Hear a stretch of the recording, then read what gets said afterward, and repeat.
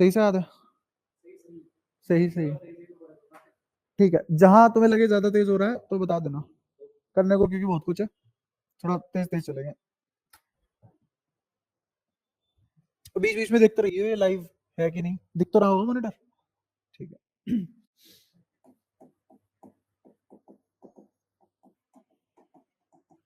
Geometrical optics या फिर ray optics.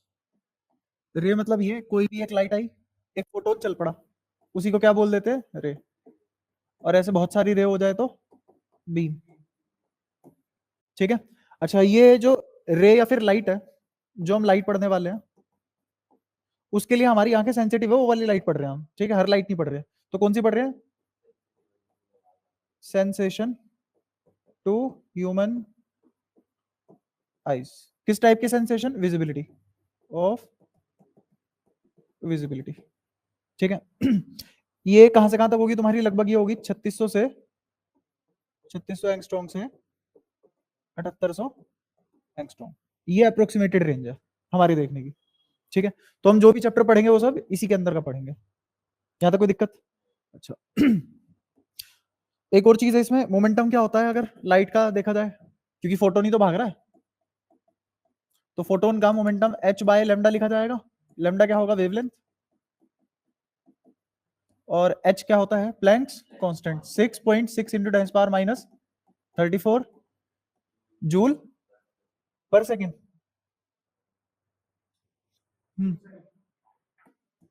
पर सेकेंड कहां से आए थे? या फिर अगर इलेक्ट्रॉन वोल्ट में कन्वर्ट करना चाहो तो 4.1 into 10 power minus 15 electron volt second. ठीक है, तो ये सब हमारा क्या हो गया? h की वैल्यू हो गई। अच्छा। अब इससे आगे की कहानी शुरू करते हैं। रे ऑप्टिक्स में दो हिस्सों में चीजें बटी हुई होती है, या ज्योमेट्रिकल ऑप्टिक्स में दो हिस्सों में चीजें बटती हैं। दो हिस्सों में कैसे?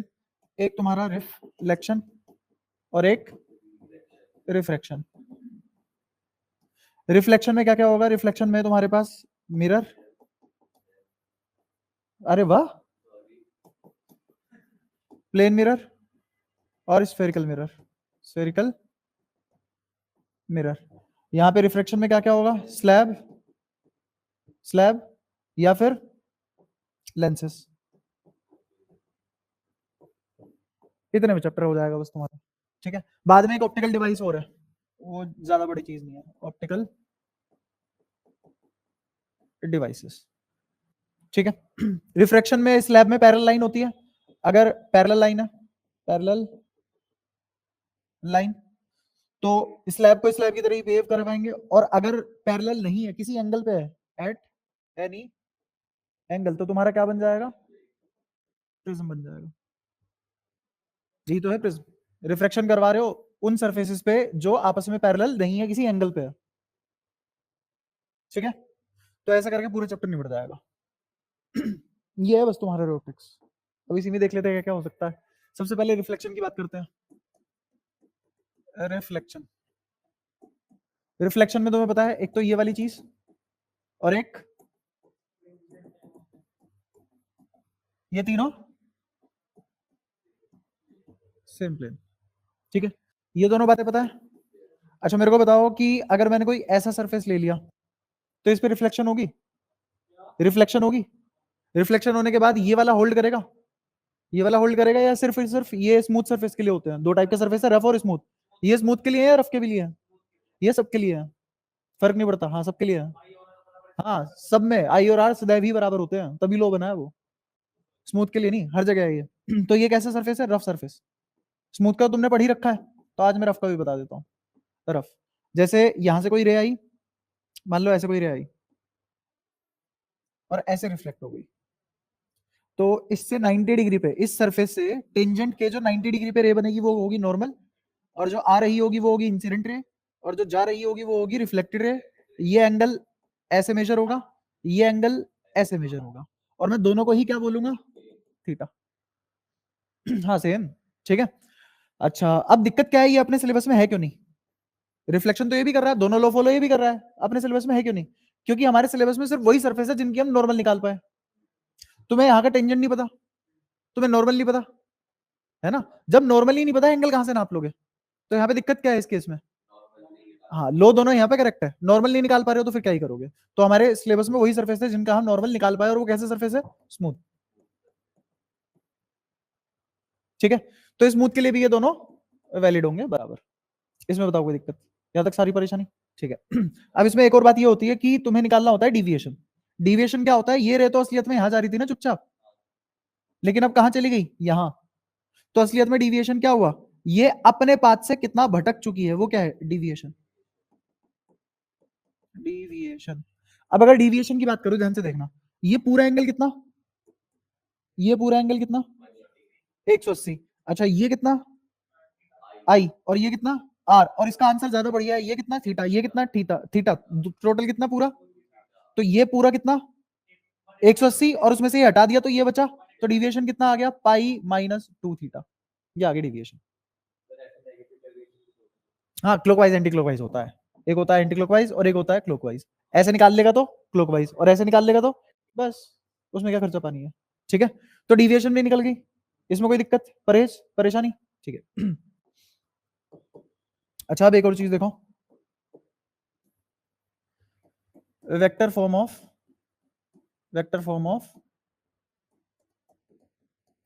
रिफ्लेक्शन। रिफ्लेक्शन में वेक्टर कैसे काम करते हैं, जैसे मान लो ये मिरर,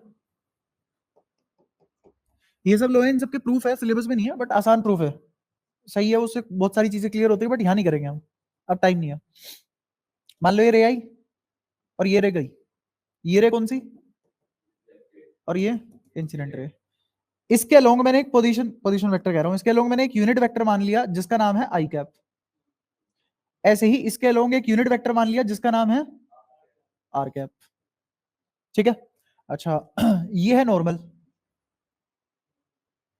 अच्छा एक और चीज, इस लो को अगर मैं लगाऊं, तो अगर कोई रे सरफेस के परपेंडिकुलर आ रही है, कोई रे सरफेस के परपेंडिकुलर आ रही है, तो इसका मतलब वो नॉर्मल के लोंग आ रही है, नॉर्मल के लोंग जा रही है, फिर वो पूछ लेगी नॉर्मल के आई और आर बताओ, तो नॉर्मल का आई बराबर आर बराबर 0 होता है।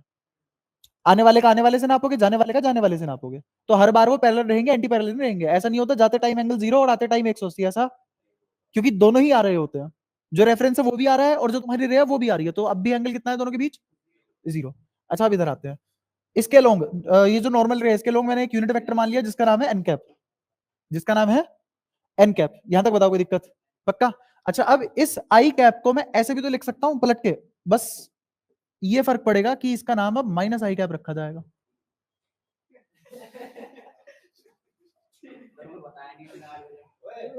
भाई साहब खिड़कियां इतनी बड़ी है, एक आदमी पूरा बाहर चला जाता है।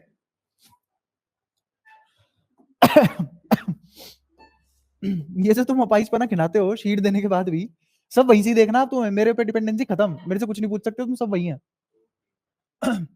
अच्छा आप सुनो, इसकी एन कैप की डायरेक्शन क्या मान ली मैंने, ये मान ली, ये रहा एन कैप। जाने वाले के लिए जाते टाइम होगा, आने वाले के लिए, ठीक है। अब इनमें कुछ फेरबदल करते हैं। सबसे पहले मेरे को बताओ कि i cap, n cap, r cap, इन सबका मैग्नीट्यूड तो बनी होगा, इसमें तो कोई परेशानी नहीं है हमें। अच्छा अब ये जो माइनस आई कैप ऐसे लिखा हुआ है मैंने, इधर आना था, ये लिख दिया मैंने ऐसे इधर आई, और ये क्या है आर। तो अब मेरे को ये बताओ कि अगर मैं, ये माइनस आई है, अगर मैं minus I plus R cap जोड़ू तो इसका भी आंसर बनाएगा क्या, नहीं इसका वन नहीं आएगा, है ना। अच्छा एन कैप का तो मैग्नीट्यूड वन है, एन कैप का मैग्नीट्यूड वन है, इन दोनों का रिजल्टेंट यहां आएगा, और वो रिजल्टेंट कैसे निकालूंगा मैं, देखना, अगर ये एंगल थीटा है तो ये वाला भी एंगल कितना होगा, क्यों, क्योंकि आई बराबर आर, और दोनों ही थीटा है। अब ध्यान से देखना, इस आई का मैं इधर कंपोनेंट लूंगा तो क्या लिखा जाएगा, और इधर वाला आई साइन थीटा, इधर आर कोस थीटा, इधर आर साइन थीटा, ये जो आर साइन थीटा और आई साइन थीटा कट गए क्योंकि मैग्नीट्यूड सेम था और डायरेक्शन अपोजिट थी। ठीक है, तो यहां क्या बचेगा मेरे पास, यहां बचेगा minus I cap cos theta plus R cap cos theta. अब मेरे को बताओ, इसका तो मैग्नीट्यूड लिया जाता है ना जब प्रोजेक्शन लेते हैं, तो ये क्या लिखा जाएगा, ये माइनस आई कैप का मैग्नीट्यूड 1, तो ये क्या आ गया 2 कोस थीटा, ये तो आ गया मैग्नीट्यूड, और अगर मुझे डायरेक्शन चाहिए तो एन कैप से मल्टीप्लाई कर दो, तो क्या ये आ गया मेरा minus I cap plus R cap in vector form. बताओ कोई दिक्कत, सारी बातें क्लियर है श्योरिटी के साथ, ठीक है। अच्छा तो अब अगर मुझे आर कैप निकालना हो तो आर कैप किसके बराबर लिखा जाएगा? आर कैप लिखा जाएगा, इसको उधर ले जाओ, i cap plus 2 cos theta n cap. बताओ यहां तक कोई भी परेशानी? ठीक है, इस cos थीटा को भी मैं कैसे लिख सकता हूं? इस cos थीटा को मैं ऐसे लिख सकता हूं, जैसे मान लो अगर मुझे आई डॉट आर करना हो तो ये किसके बराबर आएगा? Magnitude of I, magnitude of R, cos of theta. कोई दिक्कत? क्या? cos ऑफ, अच्छा ये दोनों के बीच का एंगल, हाँ 2 theta, 2 theta, cos of 2 theta. ठीक है, अब यहां से क्या करेंगे, इसको 2 cos थीटा को या तो cos थीटा को निकाल लो इसके टर्म्स में और यहां पे पुट कर दो तो भी तुम्हारी इक्वेशन आ गई, बल्कि इसमें करो, इसमें पुट कर दो। ठीक है, तो आर कैप, वैसे यही इक्वेशन से भी काम चल जाएगा, यहां से cos थीटा की वैल्यू निकालना, मान लो डब्बा आ गई और इधर फेंक देना, तो तुम्हारी स्टैंडर्ड वेक्टर इक्वेशन तैयार हो जाएगी। ठीक है, एक इसका स्टैंडर्ड रिजल्ट है, डायरेक्टली उसे रटो तो रटो, कोई दिक्कत नहीं है, नहीं भी रटोगे तो भी तुम्हारा इससे काम चल जाएगा। बेसिकली जब तुम सवाल करोगे तो सवाल में वो तुम्हें क्या देगा? आई कैप दे देगा, आर कैप दे देगा, और या फिर एन कैप दे देगा और तुमसे आर कैप पूछ लेगा, तो वहां पे जो स्टैंडर्ड इक्वेशन है वो काम नहीं आएगी, यही सब तरीके काम आएंगे कैसे कैसे निकाल रहे हो। ठीक है, तो ये वेक्टर फॉर्म भी होगी। अच्छा, वेक्टर फॉर्म होने के बाद अब ये भी देखते हैं कि अगर मैं मिरर को घुमाऊं तो इमेज पे क्या फर्क पड़ेगा, तो फटाफट देखो वो भी। ये मिरर, इसको घुमाया मान लो थीटा, इसको थीटा घुमा दिया, थीटा घूमने के बाद ये मिरर तुम्हें कुछ ऐसा दिखेगा, ये एंगल कितना? थीटा। पहले रे डायग्राम पुराने वाले का बनाते हैं, इसको बाद में बनाएंगे।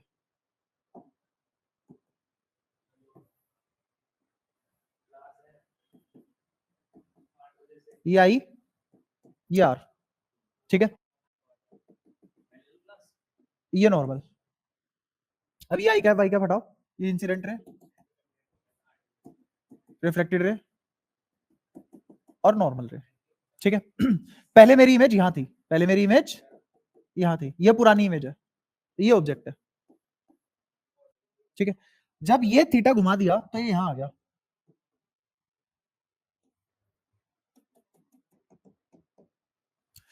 तो ये वाली चीज भी तो उधर चली जाएगी, नहीं तो नॉर्मल इधर चली जाएगी, ये नहीं जाएगी, नॉर्मल जाएगी, है ना। तो नॉर्मल जब इधर चली जाएगी तो नॉर्मल कितना एंगल बनाएगी? 90 डिग्री, वो तो 90 ही बनाती है। ये है नई नॉर्मल, ये क्या है? नई नॉर्मल। ये वाला एंगल कितना था? आई, ये वाला आर। अब मेरे को बताओ, ये वाला तो आई था, तो ये वाला एंगल कितना हो गया? आई प्लस थीटा। ठीक है, अच्छा, अब अगर ये वाला एंगल आई है तो ये भी तो आई है, इसको भी तो काट के आई लिख सकता हूं मैं। ये पूरा एंगल तुम्हें क्या दिख रहा है? आई, इसमें तो कोई दिक्कत नहीं है। ये एंगल कितना? थीटा, तो ये एंगल कितना? आई माइनस थीटा, इसमें तो कोई परेशानी नहीं। अब मुझे ये निकालना है कि ये नई इमेज कहां शिफ्ट होगी, ये नई इमेज कहां शिफ्ट हो जाएगी। हाँ, अब इसको क्या करेंगे, इसको जैसे मान लो ये यहां पहुंच गई, ये है नई इमेज। अब नई इमेज का एंगल कैसे निकालेंगे, ये कितना शिफ्ट हुई है? इतना शिफ्ट हुई है, थीटा नहीं है, अब सुनना ध्यान से। ये एंगल कैसे निकालेंगे, इसको मैंने अल्फा नाम दिया, ये एंगल कैसे निकालेंगे? हाँ सुनो, ये बताओ कितना है, और ये बताओ टोटल कितना है।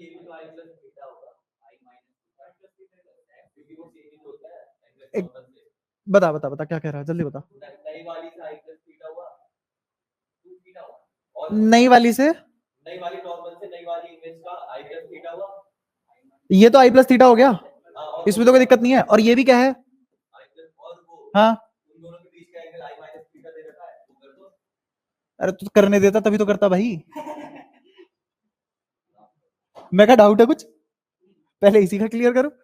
तो अल्फा किसके बराबर आ गया? आई प्लस थीटा माइनस आई माइनस थीटा। क्या ये अल्फा आ गया? तो आई माइनस आई जीरो, और ये कितना आ गया? 2 थीटा। तो इसका मतलब अगर मिरर थीटा घूमता है तो इमेज 2 थीटा घूमेगी। और यही सेम खेल मैं किसके साथ खेल सकता हूं, यही खेल इसके साथ खेला जा सकता है। अगर मिरर को ओमेगा से घुमाया तो इमेज 2 ओमेगा से घूमेगी। समझ गए? कोई परेशानी? पक्का? तो ये हो गया रोटेशन ऑफ मिरर। क्लियर है कहानी? इस पे सवाल देख लो अब थोड़े से। जैसे 2 सवालों में ही पेट भर जाएगा तुम्हारा।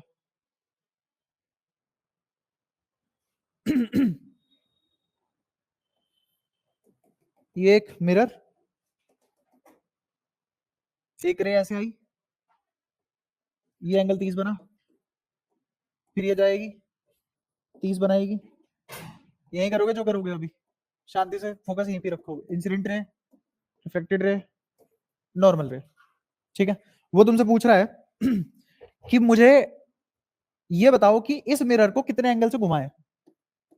सवाल ध्यान से सुनना, लिख नहीं रहा, टाइम लगेगा वरना। इस मिरर को कितना एंगल से घुमाऊं कि ये जो मेरी इमेज बन रही थी ये अब हॉरिजॉन्टल आ जाए। हॉरिजॉन्टल ऐसे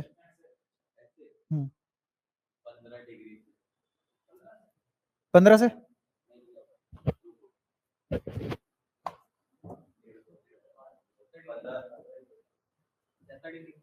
75, 15 75 दोनों, चलो देखते हैं।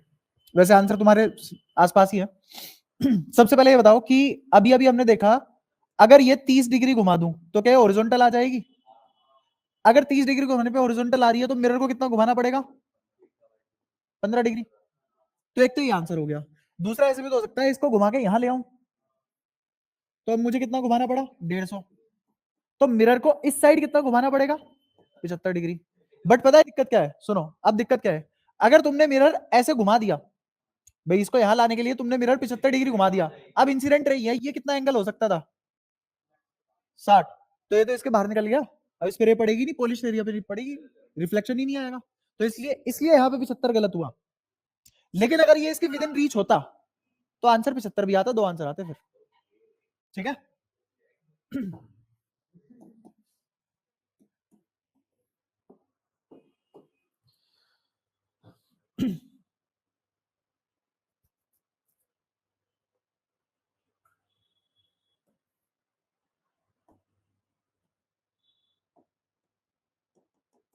ये मिरर ऐसे रखा हुआ है, इस पे एक रे आई, इंसिडेंट रे, इसने एंगल बनाया 45 नॉर्मल से, और यहाँ पे एक दीवार है, ये रिफ्लेक्ट होकर यहाँ चली गई। ठीक है? अब तुम्हें बताना है जो दीवार पे पॉइंट है, जो दीवार पे डॉट बना हुआ है, ध्यान से सुनना, जो दीवार पे डॉट बना हुआ है उसकी करंट वेलोसिटी और मिनिमम वेलोसिटी क्या होगी? और मिनिमम वेलोसिटी क्या होगी? हाँ, मिरर मूव नहीं कर रहा, रुक जाओ बताता हूँ। ये पॉइंट नीचे की तरफ मूव कर रहा है मान लो, या फिर ऐसा करो और अच्छे से बता देता हूं, ये जो मिरर है ये 2 रेडियन पर सेकंड से घूम रहा है। अब ये जब ऐसे 2 रेडियन पर सेकंड से घूमेगा, ये रेड डॉट नीचे आएगा, यहाँ पे रेड कलर का डॉट बोला हुआ उसने, रेड कलर का डॉट है वो नीचे आएगा। अच्छा, और यहाँ से लेकर यहाँ तक की दूरी उसने बताई हुई है 2 मीटर। अब वो तुमसे पूछ रहा है करंट वेलोसिटी और मिनिमम वेलोसिटी। करंट वेलोसिटी मतलब अभी क्या वेलोसिटी है इसकी, और कब मिनिमम वेलोसिटी होगी, कितनी होगी?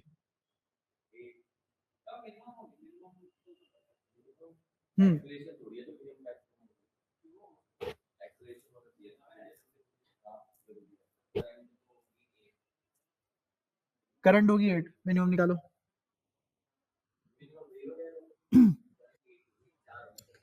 2 मीटर तो इजी है। ठीक है, बताओ क्या कहना चाह रहे हो, जल्दी बताओ। 8 करंट वेलोसिटी 8 बताइए तुमने, कैसे बताई?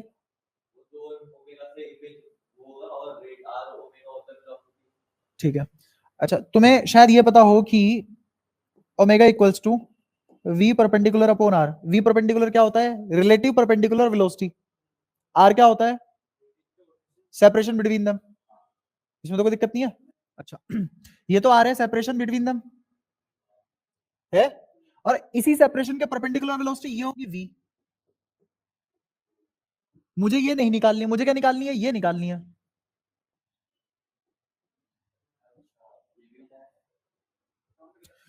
तो अब ध्यान से सुनना, ये 45, ये 45, ये 45 हुआ, तो ये भी तो 45, तो ये क्या हुआ, v cos 45, थीटा लिख लो अभी, कोई दिक्कत नहीं, बाद में रख देंगे, चलो 45 लिख लो, उसमें भी कोई दिक्कत नहीं है, तो v बाय रूट टू लिख दूं, है ना। अच्छा इधर वेलोसिटी कितनी आई, v बाय रूट टू, मुझे v निकालना है, मुझे v निकालना है, ओमेगा कितना है, ओमेगा 4 2,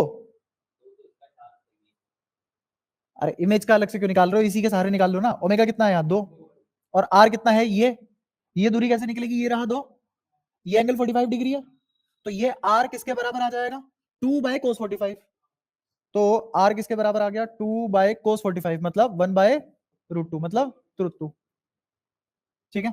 अच्छा v परपेंडिकुलर निकालना था मुझे, और ये r किसके बराबर है, 2 रूट टू,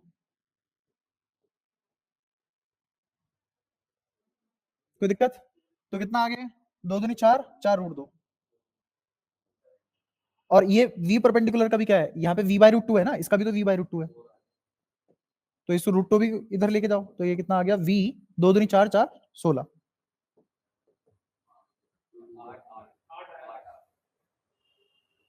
ये 2 दूनी 4 और रूट टू, हाँ ठीक है,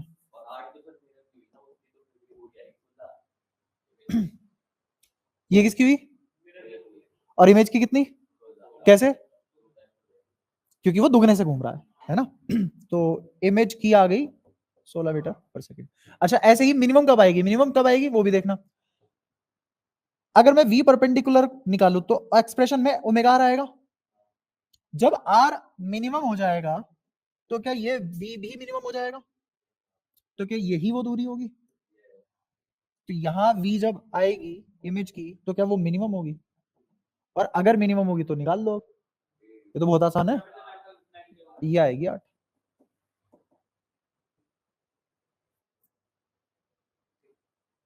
आई बात समझ, सारी बातें क्लियर, पक्का रोटेशन में से ज्यादा कुछ नहीं बना सकता वो बेचारा।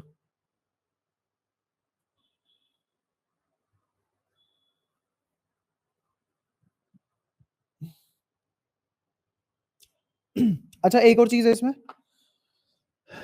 एक छोटी सी बात समझो, ज्यादा टाइम खोएंगे नहीं उस पर, ऑब्जेक्ट वर्सेस इमेज, ये दो बातें हैं, ऑब्जेक्ट वर्चुअल भी हो सकता है, रियल भी हो सकता है, ऐसे ही इमेज वर्चुअल भी हो सकती है और रियल भी हो सकती है, ठीक है। वर्चुअल रियल का क्या खेल है, एक्चुअल मीट कर रही है रे तो, अगर असलियत में काट रही है एक दूसरे को तो रियल, और अगर असलियत में नहीं काट पा रही तो वर्चुअल, अभी इससे काम बन जाएगा अपना, सारे सवाल हो जाएंगे इसी से। अच्छा अब ऑब्जेक्ट और ये इमेज वर्चुअल रियल कैसे होते हैं, जैसे मान लो ये मिरर, यहां ऑब्जेक्ट रखा तुमने, इससे रे निकली, निकलने के बाद ये पार तो नहीं हो सकती मिरर है, तो ये टकरा के वापस आएंगी, टकरा के वापस आ गई, अब तुम कहां इमेज ढूंढोगे, तो इनको बैक ट्रेस करोगे, और जब इनको बैक ट्रेस करोगे तो यहाँ पे एक्चुअल में मीट नहीं हुई, तो इमेज कैसी बनी, और ऑब्जेक्ट कैसा था। अच्छा ऐसा भी तो हो सकता है कि ये मिरर है, एक रे यहां ऐसे आई, एक रे यहां ऐसे आई, ये यहां से आके ऐसे चली गई, ये यहां से आके ऐसे चली गई, यहां क्या बनी, इमेज, ये कैसी बनी, रियल, और ऑब्जेक्ट, तो दोनों ही वर्चुअल दोनों ही रियल, लेकिन प्लेन मिरर के केस में कभी भी रियल ऑब्जेक्ट की वर्चुअल इमेज नहीं बनेगी, वर्चुअल ऑब्जेक्ट की रियल इमेज नहीं बनेगी, मतलब ऐसा नहीं होगा दोनों रियल दोनों वर्चुअल हो जाए, ऐसा कभी भी नहीं होगा, कोई एक रियल होगा तो दूसरा वर्चुअल होगा, ठीक है तो रियल ऑब्जेक्ट और वर्चुअल ऑब्जेक्ट का कहानी समझ आती है, यहां तो कोई परेशानी, पक्का, ठीक है एक और चीज है इसमें जिसका नाम है फील्ड ऑफ व्यू, यही देख लो, फील्ड ऑफ व्यू होता है कि जैसे ये एंड पॉइंट है इस मिरर का, ये एंड पॉइंट है इस मिरर का, इनको बोलते हैं extreme point of mirror, in extreme point of mirror से रे टकरा के जाएगी, इससे भी ऐसे रे टकरा के जाएगी, और ये जो बनेगा इसको बोलेंगे field of view, field of view, कोई दिक्कत अच्छा अब जैसे फील्ड ऑफ व्यू है, इस पे एक आधा सवाल देख लेते हैं, वही बता रहा हूं, तभी तो सवाल ले रहा हूं, कोई फॉर्मूला नहीं है ना इसका अच्छा एक और चीज सीख लो यहाँ पे, कभी भी अगर मेरी इमेज वर्चुअल बन रही है, अगर वर्चुअल है तो मुझे स्क्रीन नहीं चाहिए उसको देखने के लिए, नो स्क्रीन रिक्वायर्ड लेकिन अगर मेरी इमेज रियल है तो मुझे स्क्रीन चाहिए उसको देखने के लिए, स्क्रीन, बिना स्क्रीन के ये वाली इमेज देख नहीं पाओगे तुम, दिखेगी नहीं, ये वाली दिखेगी बिना स्क्रीन के। ये एक और खास बात है, वर्चुअल इमेज बिना स्क्रीन के दिखती है और रियल इमेज बिना स्क्रीन के नहीं दिखती, चाहे लेंस हो चाहे कुछ भी हो। पूरी ऑप्टिक्स में किसी भी फेज में एंटर कर जाओ, ये बात हमेशा सही रहेगी कि इमेज अगर रियल है तो स्क्रीन लानी पड़ेगी उतारने के लिए उसे, ठीक है। अब एक गलत क्वेश्चन देखते हैं इसमें, फील्ड ऑफ व्यू का क्वेश्चन है। एक मिरर है, 50 सेंटीमीटर लंबा है वो, उससे 60 सेंटीमीटर की दूरी पे दीवार से एक ऑब्जेक्ट लटका दिया, ठीक है। और ये मिरर के बिल्कुल बीचों बीच पड़ रहा है, लेंथ वाइज मिरर के बिल्कुल बीचों बीच पड़ रहा है। तो वो कह रहा है कि डिस्टेंस बिटवीन एक्सट्रीम पॉइंट, जैसे मान लो ये एक रास्ता है जो मिरर के पैरेलल है, ये एक रास्ता है जो मिरर के पैरेलल है। तो मुझे बताओ ऐसे दो पॉइंट के बीच की दूरी जहां पे तुम्हें इस ऑब्जेक्ट की इमेज दिखाई दे रही, मान लो ये वो पॉइंट है जहां पे तुम्हें इस ऑब्जेक्ट की इमेज दिखाई दे रही है, जैसे ही तुम इस पॉइंट के बाहर चले गए तो तुम्हें अब इस ऑब्जेक्ट की इमेज नहीं दिखाई देगी। तो ऐसा एक पॉइंट ऊपर होगा, ऐसा एक पॉइंट नीचे होगा, इन दो पॉइंट के बीच की दूरी निकालनी है, ये है सवाल, ठीक है। तो देखो कैसे निकालेंगे फटाफट, सामने दिमाग लगाओ। ये 25, ये 25,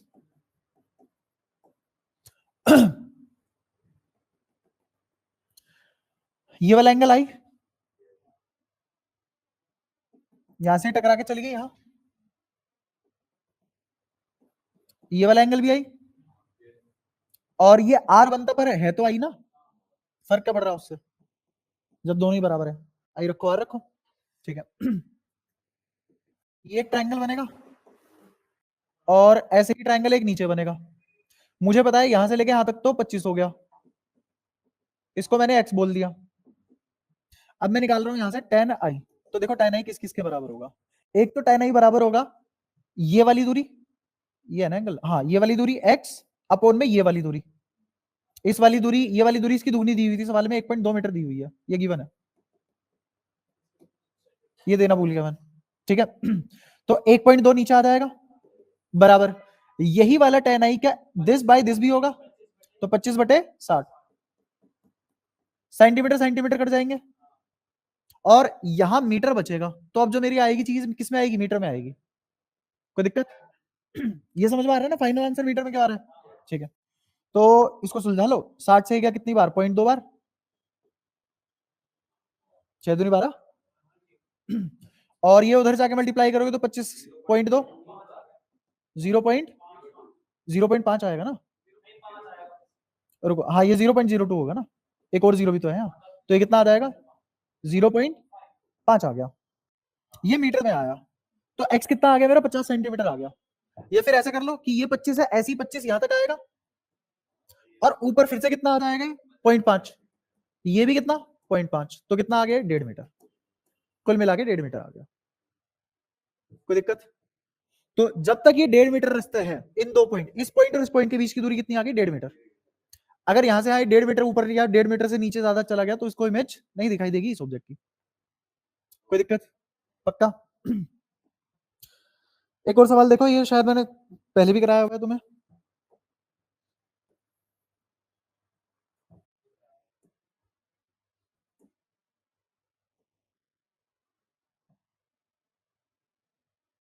एक मिरर यहाँ है, इसका डिफॉल्ट कलर हमेशा चेंज करना पड़ता है क्या? अच्छा यही सिलेक्ट कर लो।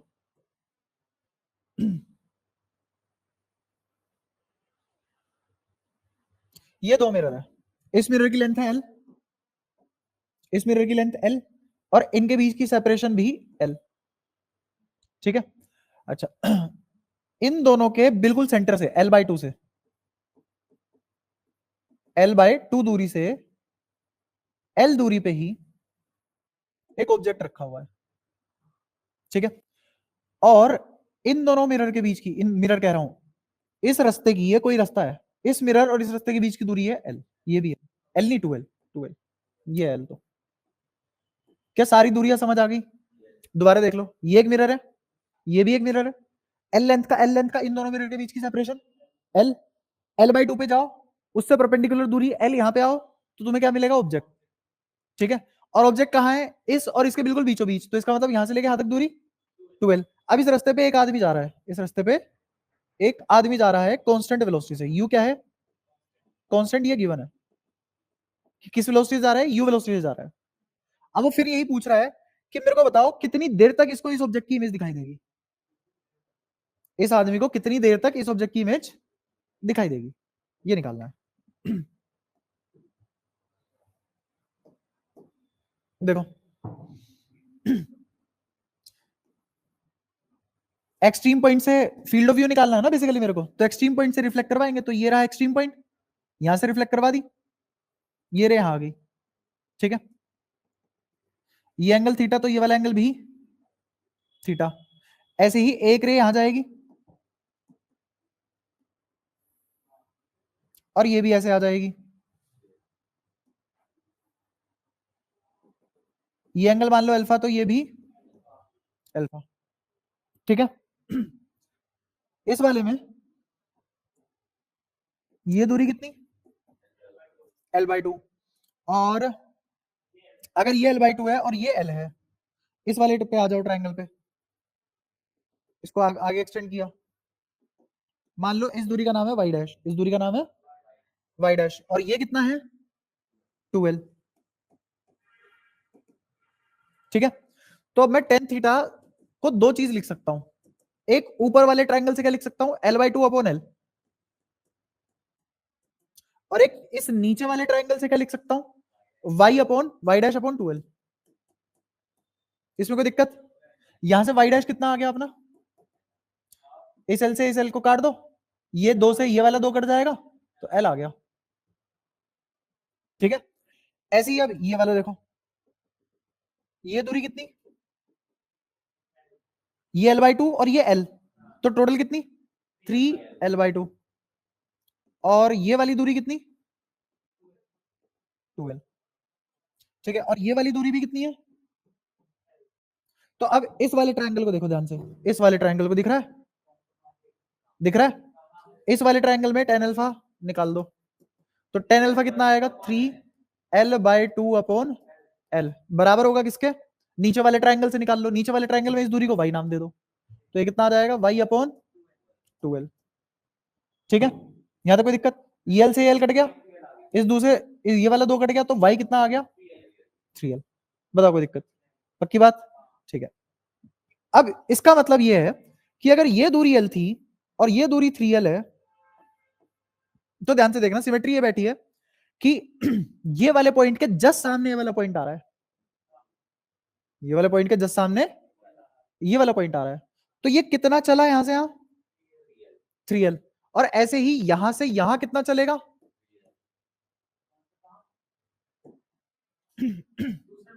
देख इस एक्सट्रीम पॉइंट से कितने नीचे से इसको दिखाई देनी शुरू हो जाती है,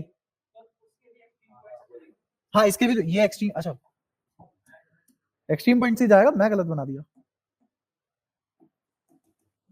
यहां से ऊपर कितना जाएगा, नीचे भी कहां तक दिखाई देगी उसको, इसमें कोई दिक्कत, पक्की बात, टोटल कितना 6l, और कितनी वेलोसिटी से भाग रहा है वो, कांस्टेंट u, और यही किसके बराबर होता है, बस आ गया,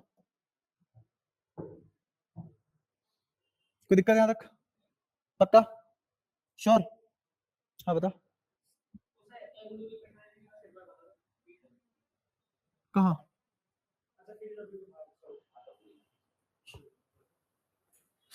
पहले टॉपिक लिखा उसके बाद क्वेश्चन दिया है, बता के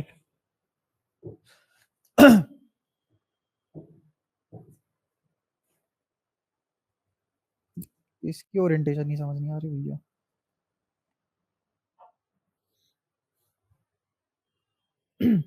अच्छा अब एक कॉन्सेप्ट है मिरर का, अगर दो मिरर आपस में एक दूसरे के फील्ड ऑफ व्यू में आ जाए,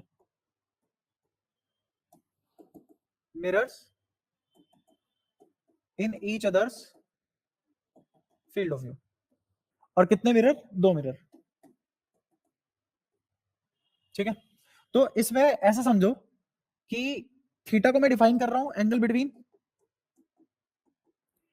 टू मिरर, याद रहेगा, और एन को बोल रहा हूं मैं number of image, number of image, तो एन मैंने डिफाइन किया 360 by theta, number of image कितनी होगी? अब इसमें कुछ कॉम्प्लिकेशन है। कॉम्प्लिकेशन क्या है? पहला, अगर मेरा थीटा कुछ इस टाइप की वैल्यू ले रहा है कि एन इंटीजर आए, कि एन इंटीजर आए, तो पहला क्या है? एन अगर मेरा इंटीजर को बिलोंग करे, अगर एन इंटीजर मतलब थीटा की वो वैल्यू, जैसे 90, 90 से डिवाइड करोगे क्या एक इंटीजर आएगा? ठीक है। जैसे 2 डिग्री है, 2 डिग्री से डिवाइड करोगे क्या इंटीजर आएगा? हाँ। 50 उससे इंटीजर आएगा? नहीं। तो अब दूसरा केस होगा। लेकिन जब जब ये इंटीजर होगा, जब जब ये इंटीजर होगा तो इसके दो केस बनेंगे। हाँ, एक अगर एन इवन है, दूसरा अगर एन ओड है। अगर एन इवन है तो नंबर ऑफ इमेज बनेगी n-1, ठीक है। और अगर एन ओड है, इसके दो केस बनेंगे फिर से। दो केस कैसे बनेंगे? अगर ये एंगल बाइसेक्टर पे लाई कर रहा है, अगर ऑब्जेक्ट एट एंगल बाइसेक्टर, अभी बताऊंगा ये एंगल बाइसेक्टर क्या है, तो भी क्या आएगी नंबर ऑफ इमेज? n-1। और अगर ये एंगल ऑफ बाइसेक्टर पे नहीं है, नॉट एट एंगल बाइसेक्टर, तो फाइनली अपनी इमेज नंबर ऑफ इमेज क्या आएगी? अब ये एंगल बाइसेक्टर क्या है? जैसे मानो ये दो मिरर रखे मैंने, ठीक है। यहां कोई ऑब्जेक्ट रख दिया, यहां से यहां तक की दूरी r, और इन दोनों के बीच का एंगल क्या होगा? थीटा। और ये थीटा क्या है? 90, ठीक है। अब अगर ये 45 और ये 45 हो जाए तो n-1 बनेगी इमेज, n माइनस। और अगर ये 45 ना हो गए, 30 और 60 हो जाए, अब n बनेगी इमेज। अब समझा क्या कह रहा हूं? क्या? नहीं, देख पूरा देख दोबारा से। पहले एक बार मैं सिमेट्री देख के दिखाता हूं तुम्हें। अगर मैंने एंगल बाइसेक्टर ले लिया, मतलब ये 45 ले लिया, ये ऑब्जेक्ट है, इसकी पोजीशन है x, y, तो ये प्लेन मिरर है। क्योंकि प्लेन मिरर की कुछ कुछ प्रॉपर्टीज होती है। पहली सबसे पहली प्रॉपर्टी क्या है कि जितनी आगे ऑब्जेक्ट है उतनी ही पीछे इमेज होगी। ये तो पता होगा ना सबको। अब ये तो नहीं पता ना, ठीक है। तो जितना ये ऊपर है, कितना ऊपर है? y ऊपर है, तो नीचे भी कितना दिखेगा? कोई दिक्कत? तो इसके कोऑर्डिनेट क्या आ जाएंगे? x minus Y. क्या एक इमेज है? इस ऑब्जेक्ट की पहली इमेज। इस ऑब्जेक्ट की दूसरी इमेज यहां बनेगी। ये वाला मिरर कितना अंदर दिखाएगा इसे? x अंदर दिखाएगा, y तो वही रहा, तो ये कितना रहेगा? Minus X comma Y. ये कितनी इमेज होगी? दूसरी इमेज होगी। कितनी इमेज? दूसरी इमेज होगी। अच्छा, अब ध्यान से सुनना, अगर मैं इस मिरर को आगे तक एक्सटेंड कर दूं,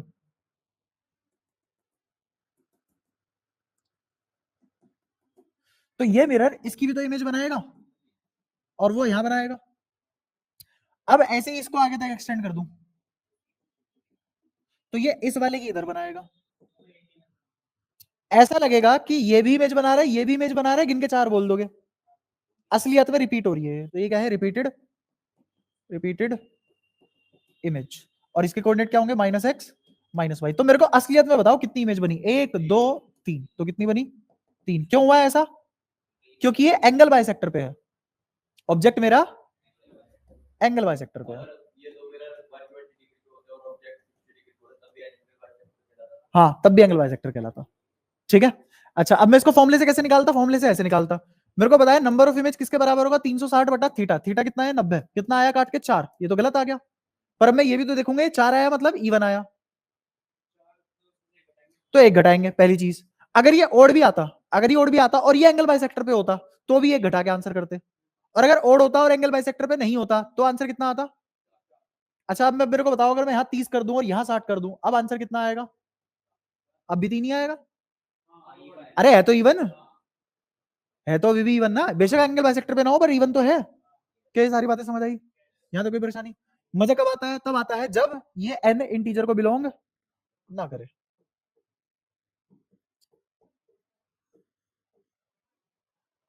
तब है खेल, ठीक है। इसका कोई एग्जांपल लेते हैं। जैसे एग्जांपल मैंने लिया, मेरा थीटा कितना हो गया, और ना ही ये एंगल बाइसेक्टर पे है, ना ही ये एंगल बाइसेक्टर पे है, तो पूरा जनरलाइज केस ले लिया मैंने।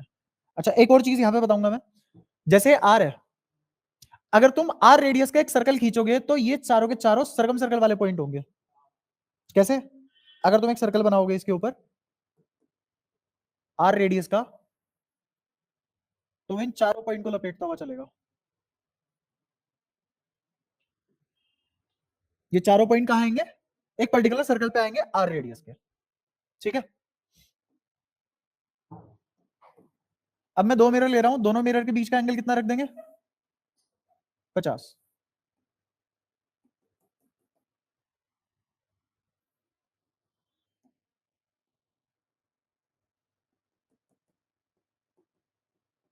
ये 50। ठीक है, और ऑब्जेक्ट कहां रख दिया? ऑब्जेक्ट रख दिया मान लो यहां कहीं। ठीक है, ये मान लो, बताओ कितना डिग्री? नहीं, एंगल बाइसेक्टर नहीं लेना, जनरलाइज कर रहे हैं। आसान वैल्यू ले लो थोड़ी सी, 20, 30, 22। घटाना तुम्हें फिर, ऐसे होती है क्लास लेट। समझने से मतलब नहीं है, ये आदमी कैलकुलेशन करे।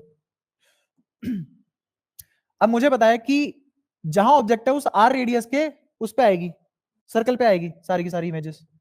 तो पहले यही बना लेते हैं, एंगा बहंगा जैसा भी बना एडजस्ट कर लेना। अब ध्यान से बताओ, इसको थोड़ा सा यहाँ एक्सटेंड कर लो, तुम्हें सही लगेगा। ये एंगल 30 डिग्री है, ये एंगल 30 डिग्री है। ये वाला मिरर, मान लो ये मिरर 1 है, ये मिरर 2 है। ये वाला मिरर इसकी पहली इमेज यहां बनाएगा और नीचे कितना नीचे बनाएगा? 30 नीचे। कितना नीचे बनाएगा? ये आ गई मेरी पहली इमेज। ये मिरर इस ऑब्जेक्ट की क्या यहां इमेज बनाएगा? और ये वाला एंगल कितना होगा? बताओ कोई दिक्कत? अच्छा, अब ये जो नई इमेज बनी है किसकी तरह बिहेव करेंगी? ऑब्जेक्ट की तरह। अब ये ऑब्जेक्ट है, ये ऑब्जेक्ट है, दिख रहा है? ये अब ये वाला मिरर तो बना नहीं सकता इसकी इमेज, ये नीचे वाला मिरर बनाएगा। तो मिरर 1 इसकी इमेज क्या यहां बनाएगा? तो ये आ गई नंबर 3। और कितने एंगल पे? इस मिरर से कहां है ये? 50 और 20 70। तो ये भी कहां बनाएगा? 70 पे।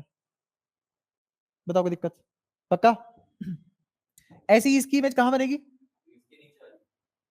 ये वाला मिरर यहां बनाएगा इसकी, कोई दिक्कत? अच्छा, इस मिरर से कितनी दूर है ये? 50 और ये 30, 80। तो इस वाले मिरर से कितना होगा ये वाला? ये कौन सी इमेज आ गई? क्या ऐसे चलती चली जाएगी? अब ध्यान से देखो तो होगा ऐसा, ये मान लो मिरर 1, ये मिरर 2, कोई दिक्कत? मिरर 1 मिरर 2 में सबसे पहली इमेज मेरे को कहां मिली? मिरर 1 ने सबसे पहली इमेज कहां दी मेरे को? 30 पे। मिरर 2 ने, अब ध्यान से देखना, इसमें 50 जोड़ो। क्यों जोड़ रहा हूं 50? पता लग गया होगा, 50 के डिग्री पे मल्टीपल पे ही बनेगी, वो मल्टीपल पे कह रहा हूं, ऐड हो के बनेगी। तो ये कितना आ जाएगा? 70। ये कितना आ जाएगा? फिर दोबारा से यहां कितना आ जाएगा? और ये कितना हो जाएगा? अरे 7 और 5, फिर इसमें 50 जोड़ोगे कितना आ जाएगा? 100। ये पॉसिबल नहीं है, इसमें जोड़ोगे तो, और बस यहीं रुक जाओगे। गिन लो कितनी आ गई? 1 2 3 4 5 6 7। कितनी आ गई? 7। अब 180 आने पे दिक्कत क्या है? 180 आने पे दिक्कत ये है कि तुमने शीशे के अंदर से इमेज निकाल के बाहर असलियत के वर्ल्ड में पटक दी, है ना? भाई सामने शीशा है, वो कोई एंगल पे बना रखी है उसने इमेज, उस इमेज को तुम 180 घुमा के बाहर नहीं ले आए। 180 घूमने के बाद अगर एंगल बढ़ा दोगे तो इमेज रियल वर्ल्ड में आ जाएगी ना, तो वो तो पॉसिबल है ही नहीं, इसीलिए 180 पे रुक जाएंगे। ठीक है, कोई दिक्कत? ये वाला तरीका तुम्हारा हर बार काम करेगा, चाहे एन इंटीजर को बिलोंग करे या ना बिलोंग करे ना, ये हर बार आंसर करेगा। बताता हूं कैसे। जैसे वो 4 वाला लिया था मैंने,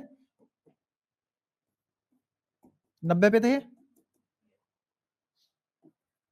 ये ऑब्जेक्ट, मान लो ये 30 और ये 60। ये मिरर 1, ये मिरर 2। तो पहला मिरर 1 मिरर 2, पहला मिरर कहां बनाएगा इसकी इमेज? 60 पे बनाएगा। ये कहां बनाएगा? अब कितना जोड़ोगे इसमें? 120। कितना जोड़ो? 90। यहां कितना जोड़ोगे? 90। कितना आ जाएगा? 150। ठीक है, अब चेक करना इस वाली लाइन पे 120 प्लस 150 और दोनों के बीच का एंगल कितना है? 90। अगर ये 360 आ गया तो पक्की बात है इन दोनों में से रिपीटेड है कोई एक। इसका मतलब ये दोनों एक ही लोकेशन की इमेज बता रहे हैं। तो देख लेते हैं एक बार, 150 और 120 कितना हो गया, 270 और 90 360 आ रहा है। तो इसका मतलब नंबर ऑफ इमेज कितनी होगी, 4 माइनस 1 मतलब 3। क्लियर है सारी बात, पक्का। तो एक तुम्हें किस चीज का ध्यान देना है, 180 एक्सीड ना करे। दूसरा किस चीज का ध्यान देना है कि लास्ट में जो एंगल आ रहे हैं उनके समेशन प्लस थीटा, और थीटा क्या है, एंगल बिटवीन टू मिरर। अगर वो 360 आ गया तो वहीं रुक जाओ और एक घटा के इमेज बोल दो। क्या सारे तरीके क्लियर है? इससे फालतू नंबर ऑफ इमेज में जन्मजात में कुछ नहीं पूछेगा वो, ठीक है।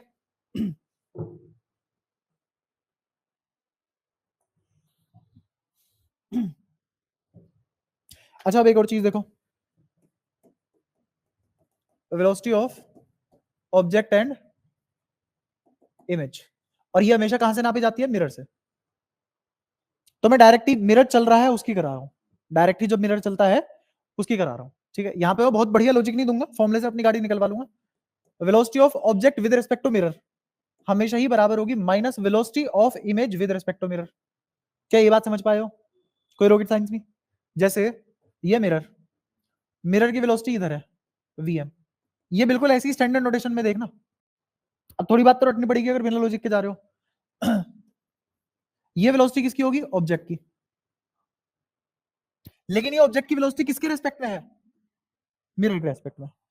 तो जब मिरर, ये प्लेन मिरर है, इसमें ऑब्जेक्ट अगर उधर जाएगा, जितनी रफ्तार से वो उधर जाएगा उतनी रफ्तार से तुम्हें अपनी तरफ भी तो आता हुआ दिखाई देगा। भाई मिरर में जितना मैं बाहर हूं मेरी इमेज उतनी ही अंदर दिखाई देगी। तो मेरी इमेज और मैं खुद ऑब्जेक्ट दोनों मिरर के इंटरफेस पे सेम टाइम में पहुंचेंगे, दूरी सेम थी, टाइम सेम लगा, तो वेलोसिटी भी तो बराबर होगी मैग्नीट्यूड वाइज, लेकिन डायरेक्शन क्या होगी, वही लिखा है। कोई दिक्कत? अब इसको वेक्टर फॉर्म में खोल के लिख लो, ये क्या लिखा जाएगा, वीओ माइनस वीएम। क्या मैंने इसको ग्राउंड फ्रेम में लिख लिया, मिरर फ्रेम से ग्राउंड फ्रेम में लिख लिया, बराबर minus V I plus VM, क्योंकि माइनस माइनस प्लस हो गया। मुझे निकालना है वेलोसिटी ऑफ इमेज, वो किसके बराबर आ जाएगी, वेलोसिटी ऑफ इमेज इधर लाओ, इसको उधर ले जाओ, तो ये आ गया 2vm माइनस वी नॉट। ये आ गई वेलोसिटी ऑफ इमेज का फॉर्मूला। साइन पलट देना अगर यहां एरो पलटे हुए नजर आ गए, साइन पलट देना अगर एरो पलटे हुए नजर आ गए। ये जो 2vm है प्लस का कब लोगे, जब मिरर उधर जा रहा हो। ये वी नॉट प्लस का कब लोगे, जब ऑब्जेक्ट उधर जा रहा हो। अरे उधर जा रहा हो, ये माइनस तो बाहर है, इसको कह रहा हूं मैं वी नॉट। और अगर मेरा ऑब्जेक्ट इधर जा रहा होता तो माइनस वी नॉट लिखते, माइनस माइनस प्लस हो जाता। इंडिविजुअली तुम किसके साथ रखोगे, साइन के साथ रखोगे। जो मैंने इक्वेशन निकाली है वो इन एरोज के लिए निकाली है, याद रखना। अगेन क्योंकि हम लॉजिकली नहीं कर रहे हैं, रिलेटिव वाले कॉन्सेप्ट नहीं घुसा रहे हैं यहाँ पे, तुम्हारी गाड़ी में इससे निकलवा रहे हैं इक्वेशन से। तो ये इक्वेशन इस फॉर्मेट के लिए काम करेगी। अब इसमें जो वेक्टर पलट जाएगा साइन पलट देना है। समझ पा रहे हो क्या बोल रहा हूँ, पक्का? जैसे का तुक्का सवाल देख लो।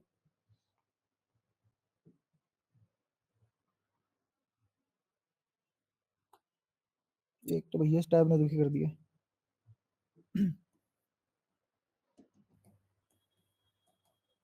5 मीटर पर सेकंड,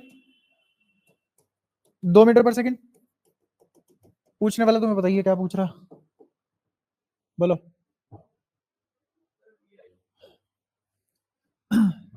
इसमें डायरेक्ट लगाओ, वी आई निकालना है बराबर, क्या ये -10 लिखा जाएगा, क्यों, क्योंकि ये इधर जा रहा है, स्टैंडर्ड के अपोजिट है। और ये 2, तो ये तो प्लस का ही लिया जाएगा, बाहर माइनस था ही फॉर्मूले में, तो कितना आ गया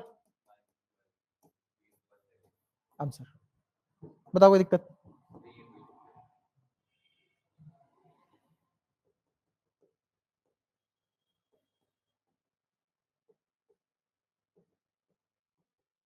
बताओ इमेज की वेलोसिटी क्या होगी, क्या ये दोनों सेम है, तो अब ये प्लस का ही लिया जाएगा, तो अब ये, हाँ तो दोनों माइनस के ले लो, तो दोनों माइनस के लोगे तो माइनस 8 आ जाएगा, दोनों प्लस के लोगे तो प्लस का 8 आ जाएगा, ठीक है। कोई दिक्कत?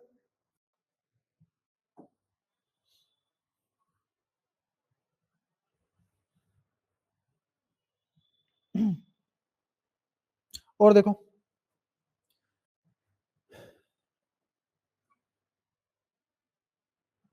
अब थोड़ा सा उसमें घुस रहे हैं स्फेरिकल मिरर में।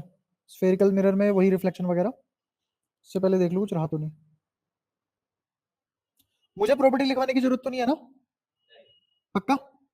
जैसे अगर मैं तुमसे एक छोटा सा सवाल पूछ लूं कि मेरे को, अगर मेरी हाइट 6 फुट है तो मेरे को कितना लंबाई का शीशा चाहिए पूरी हाइट देखने के लिए? 3 h/2। देखो समझो इस बात को, बहुत मुश्किल काम नहीं है। इसको चाहिए, यहाँ पे आंखें हैं, यहाँ पे क्या है? ये है सर।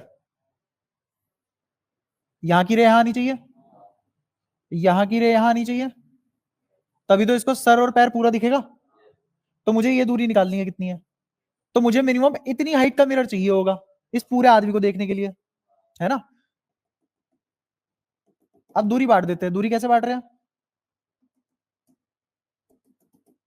इसको मैंने y बोल दिया, इसको x बोल दिया, तो ये क्या हो गया? x plus Y. देखो ध्यान से, ये बराबर ही तो है, तो ये क्या हो गया? x plus Y. क्या ये दोनों एंगल बराबर? क्या ये कॉमन? तो ये कॉन्ग्रुएंट, क्योंकि 90 90। अगर ये कॉन्ग्रुएंट हो गए तो ऊपर वाली भी x और नीचे वाली भी y, तो इस पूरे की टोटल कितनी हो गई? 2 बार x 2 बार y। ठीक है, कोई दिक्कत? तो मेरे को मिरर कितना चाहिए था देखने के लिए? तो इसका मतलब क्या, मेरे को आधा चाहिए। अगर इसको मैं h नाम दूं तो ये क्या h/2 नहीं बोला जाएगा? बस इतना सा फंडा, ठीक है? अच्छा, मैं जो बता रहा था वो देखो। अब मैं वो नहीं बना रहा स्फीयर है उसको काटा, ये हुआ वो हुआ, ये कॉन्वेक्स ये कॉनकेव, वो सब का टाइम नहीं है। वो तो पता ही होता है, तुम्हारी तो ही ना उसमें, मेरी भी है अगर वो पढ़ाया जाए तो।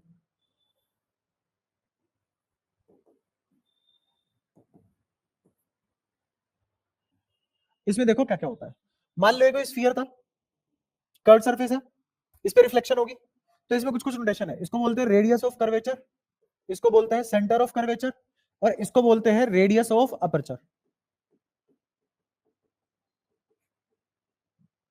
ठीक है, अपर्चर समझते हो?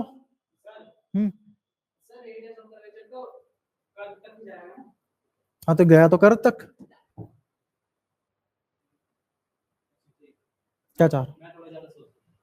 ये रहा स्फीयर, इस पॉइंट से ये रहा आर सी, क्या दिक्कत है? ये रहा वो ढक्कन जो मैंने बनाया था।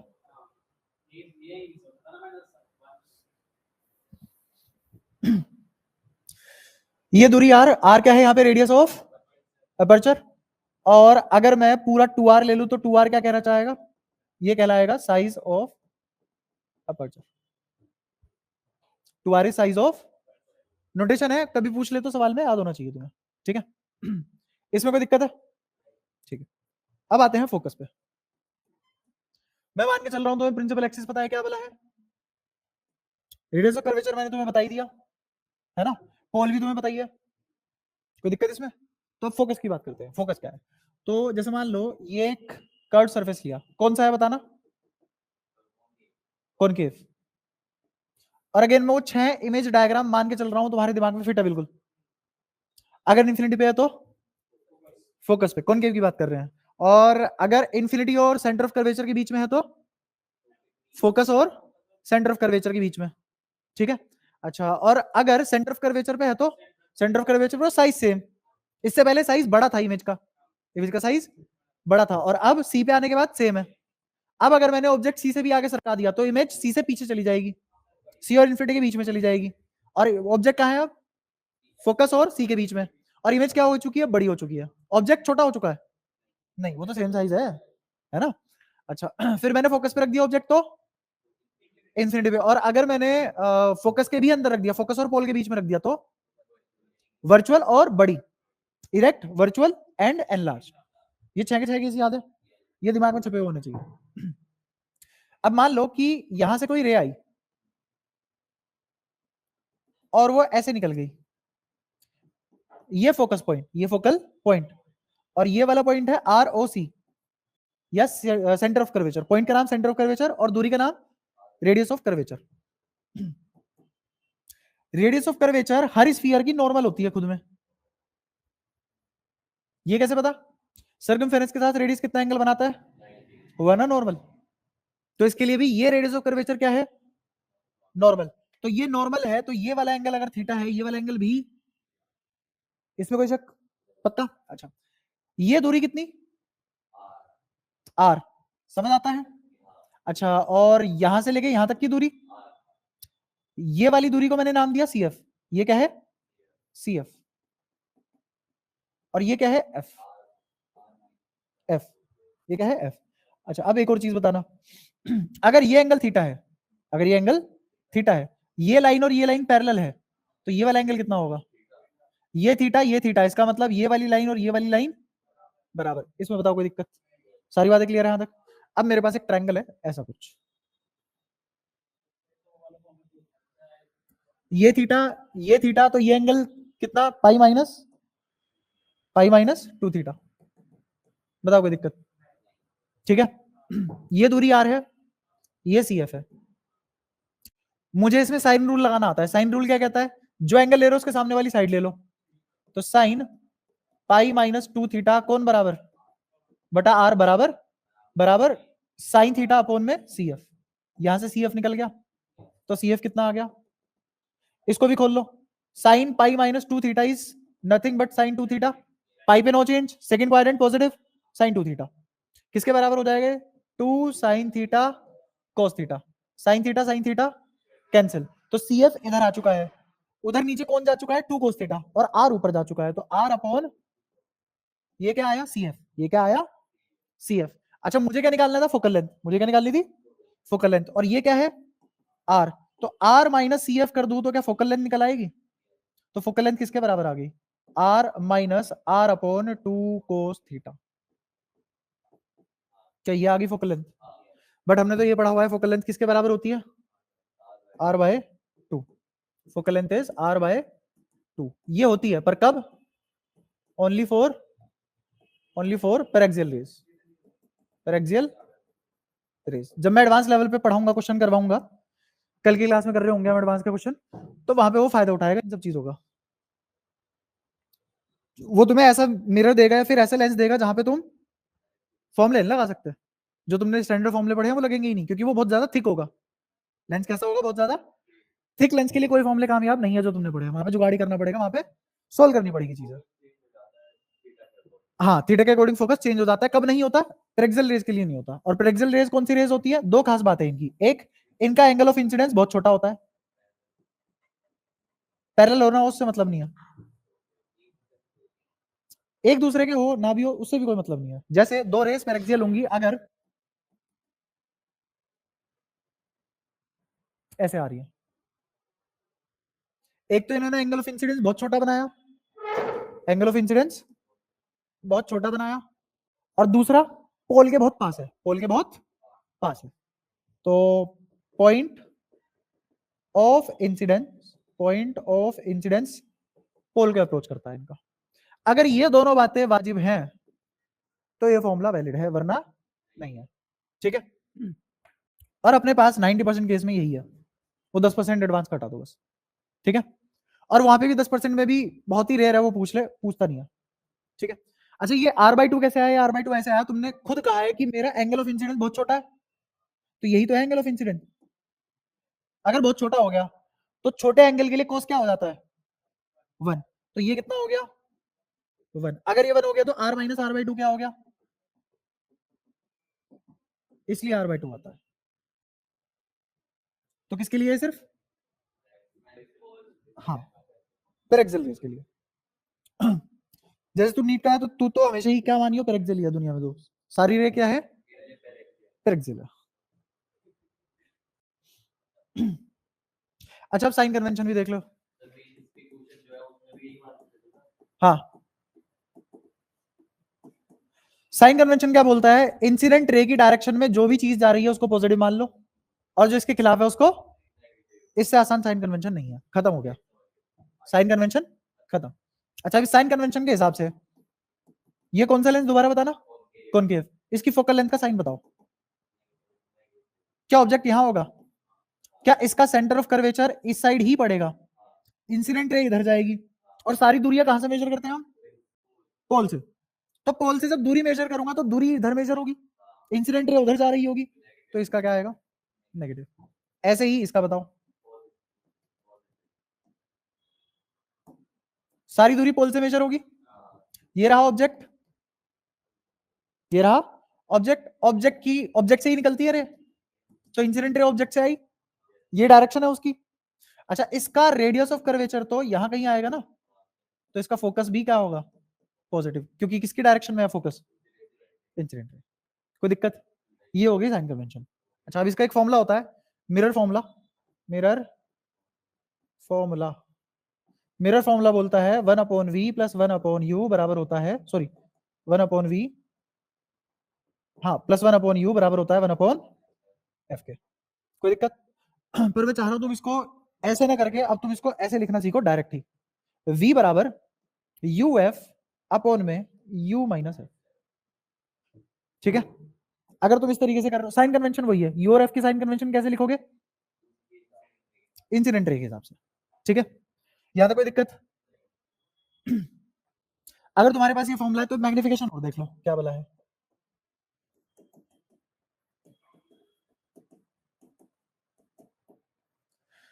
मैग्निफिकेशन m ये होता है कि ऑब्जेक्ट के साइज को इमेज के साइज से रिलेट करते हैं हम बेसिकली।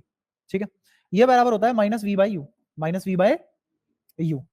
अब इसमें कुछ कॉम्प्लेक्सिटी क्या है, अगर v और u का साइन सेम है, सेम साइन, तो मैग्निफिकेशन कैसी आएगी?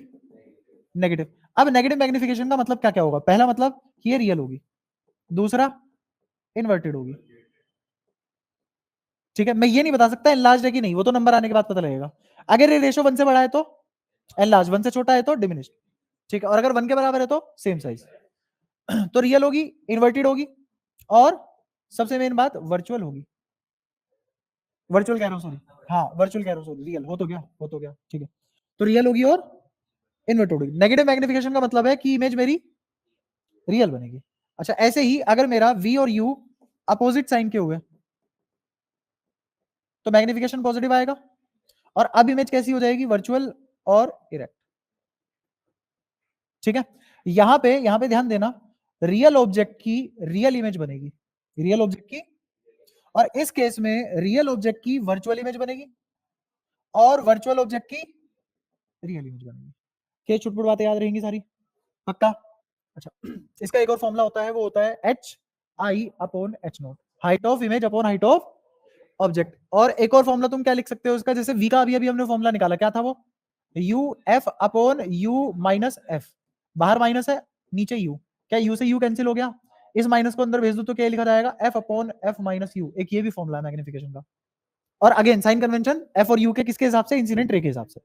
सारी बातें क्लियर है मैग्निफिकेशन में? अच्छा, इस वाली मैग्निफिकेशन को बोलते हैं ट्रांसवर्सल मैग्निफिकेशन। एक होती है लॉन्गिट्यूडनल मैग्निफिकेशन। लॉन्गिट्यूडनल मैग्निफिकेशन, फर्क क्या है? यहां पे मेरा ऑब्जेक्ट परपेंडिकुलर होता है प्रिंसिपल एक्सिस के। ऑब्जेक्ट कैसे रखा होता है? Perpendicular to principal axis. Object perpendicular to principal axis, और यहां पे object along principal axis. Object किसके अलोंग होगा?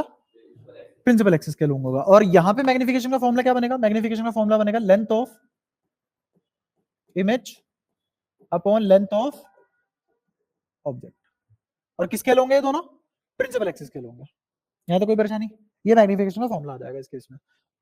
अच्छा, वैसे इन सबसे ना निकाल के तुम, बेहतर होगा कि खुद से निकाल लो ये चीजें, कैलकुलेट करो। कैलकुलेट कैसे करो?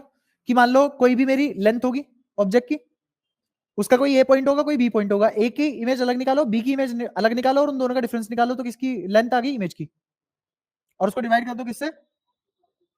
आ जाएगा ऐसा आंसर। ठीक है, बेसिकली फॉर्मूला काम नहीं करेगा तो मैं लगानी पड़ेगी। दोनों का एग्जांपल ले लेंगे, उससे पता लग जाएगा। जैसे एक बहुत ही स्टैंडर्ड क्वेश्चन ले लेता हूं, इससे तुम्हारी बहुत सारी चीजें क्लियर हो जाएगी। बहुत आसान है, बता देना कैसे कैसे होगा। 20 सेंटीमीटर फोकल लेंथ कह रहा हूँ, रेडियस ऑफ कर्वेचर 20 सेंटीमीटर है, लेंस कैसा? कॉनकेव। मैं कह रहा हूं मान लो कि 60 सेंटीमीटर की दूरी पे ऑब्जेक्ट रखा हुआ है, कहां है? Eight centimetre. तो तुमसे पूछ रहा है मैग्निफिकेशन, अगर मान लो इसकी हाइट है 1 mm। उसने मैग्निफिकेशन मांग ली और पूछा कि कहां बनेगा, इमेज कहां बनेगी। तो इमेज की दूरी क्या होगी, v upon u minus f। मेरे को बताओ इसका u भी नेगेटिव और f भी नेगेटिव, क्योंकि इंसिडेंट रे की डायरेक्शन ये है, तो दोनों उसके अपोजिट है। तो क्या आ जाएगा -60 और f कितना आ जाएगा -10। नीचे आ जाएगा -60 प्लस 10, क्योंकि माइनस माइनस प्लस हो चुका है। अच्छा ये माइनस माइनस खत्म, नीचे कितना आ जाएगा -50, ऊपर कितना आ जाएगा 600। 0 0 कट गया तो कितना आया 12, तो ये आ गया -12। कोई दिक्कत यहाँ तक। सेंटीमीटर में तो ये भी कितने में आएगा, सेंटीमीटर में। मुझे निकालनी हो मैग्निफिकेशन, तो मैग्निफिकेशन किसके बराबर आएगा, -v। v कितना है -12 अपॉन में -60, तो माइनस से माइनस कट गया, ये नेगेटिव आया 1/5, तो कितना आ गया 2 से मल्टीप्लाई कर लो, 2 से डिवाइड कर लो, तो 0.2, तो डिमिनिश बनी और रियल और इन्वर्टेड बनी। कोई दिक्कत यहां तक, परेशानी, ठीक है। अब एक काम करना, बैठ के आराम से, जब तुम्हारे पास टाइम हो इत्मीनान से, ये जो मैंने कहा है ऑब्जेक्ट एट 60, तो तुम पहले इन्फिनिटी के निकालना, फिर तुम निकाल लेना 30, फिर तुम निकाल लेना 20, फिर निकाल लेना 15, फिर निकाल लेना 10, फिर निकाल लेना 5, और सबकी मैग्निफिकेशन और वी निकाल लेना। तुम्हारे दिमाग में चीजें बैठ जाएगी, लेंस काम कैसे करता है अपने आप, ठीक है। ऐसे ही अगर मैं ऐसा कुछ करूं, ये बोल दो 20 सेंटीमीटर है आर इसका, और ये मान लो मैंने रख दिया, बताओ कहां रखें, 40 रख दूं 60 रखूं, 50 रख लो। तो वो तुमसे पूछ रहा है वी, यहाँ का भी वी किसके बराबर होगा, U F, you minus F.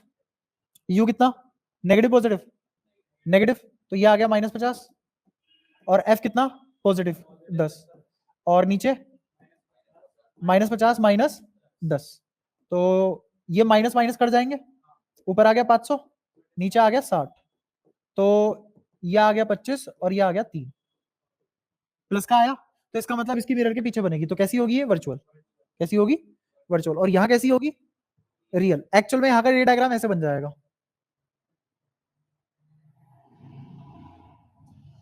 कितना था हमारा -12, तो मतलब 12 यहाँ कहीं पड़ेगा, ठीक है। और ऐसे ही यहाँ पे पीछे की साइड बनेगी, कोई दिक्कत। और अगर ये 1 mm लेता मैं, तो इसकी मैग्निफिकेशन कितनी आती, प्लस का, प्लस का या माइनस का, प्लस का। कैसे पता लगा प्लस का, क्योंकि v पॉजिटिव है, u नेगेटिव है, और बाहर एक नेगेटिव है, नेगेटिव नेगेटिव पॉजिटिव, तो आंसर पॉजिटिव में आया। पॉजिटिव में आने का मतलब इरेक्ट बनेगी, इन्वर्टेड नहीं बनेगी, कैसी बनेगी, इरेक्ट बनेगी, कोई दिक्कत। और यहाँ पे छोटी आएगी या बड़ी आएगी वो तो देख के पता लगेगा, 25/3 और ये कितना है 50, तो क्लियरली 50 बड़ा है 25/3 से, तो डिमिनिश बनेगी, कर लोगे, और डिमिनिश बनेगी ना, अरे 50 है, ये 25/3 है, तो मैग्निफिकेशन में जब तू v बाई यू करेगा, बनेगी, ठीक है। अब इसमें एक और चीज ट्राई कर लेना, जैसे मैंने यहाँ दिया, इसको इन्फिनिटी पे ट्राई कर लेना, और 25 पे ट्राई कर लेना, 20 पे ट्राई कर लेना, 15 पे ट्राई कर लेना, 10 पे ट्राई कर लेना, 5 पे ट्राई कर लेना, ठीक है। यहां से तुम्हारे सारे फंडे क्लियर हो जाएंगे बढ़िया करके।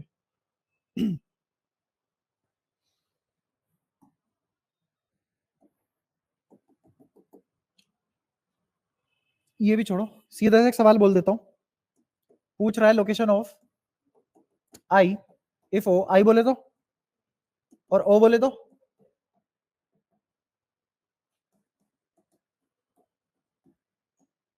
पी बोले तो,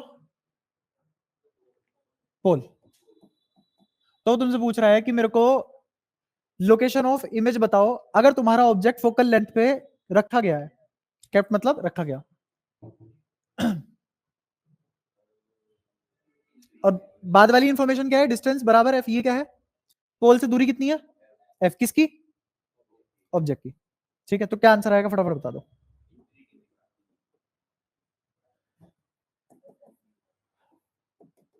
कॉनकेव मतलब यहां रखा तुमने ऑब्जेक्ट, तो इमेज कहां बनेगी,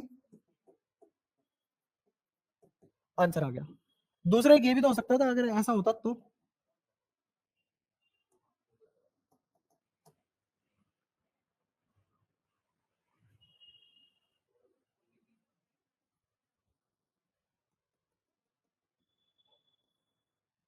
ऐसा भी तो हो सकता था। तो अब यहां से कैसे निकालेंगे, यहां से निकालेंगे v equals to U F upon U minus F. देख लेते हैं इन्फिनिटी आ रहा है कि नहीं। कहां रखा गया ऑब्जेक्ट, एफ पे। ऑब्जेक्ट कहां रखा गया, एफ पे रखा गया। अच्छा अगर एफ पे रखा गया तो ये दूरी कितनी होगी,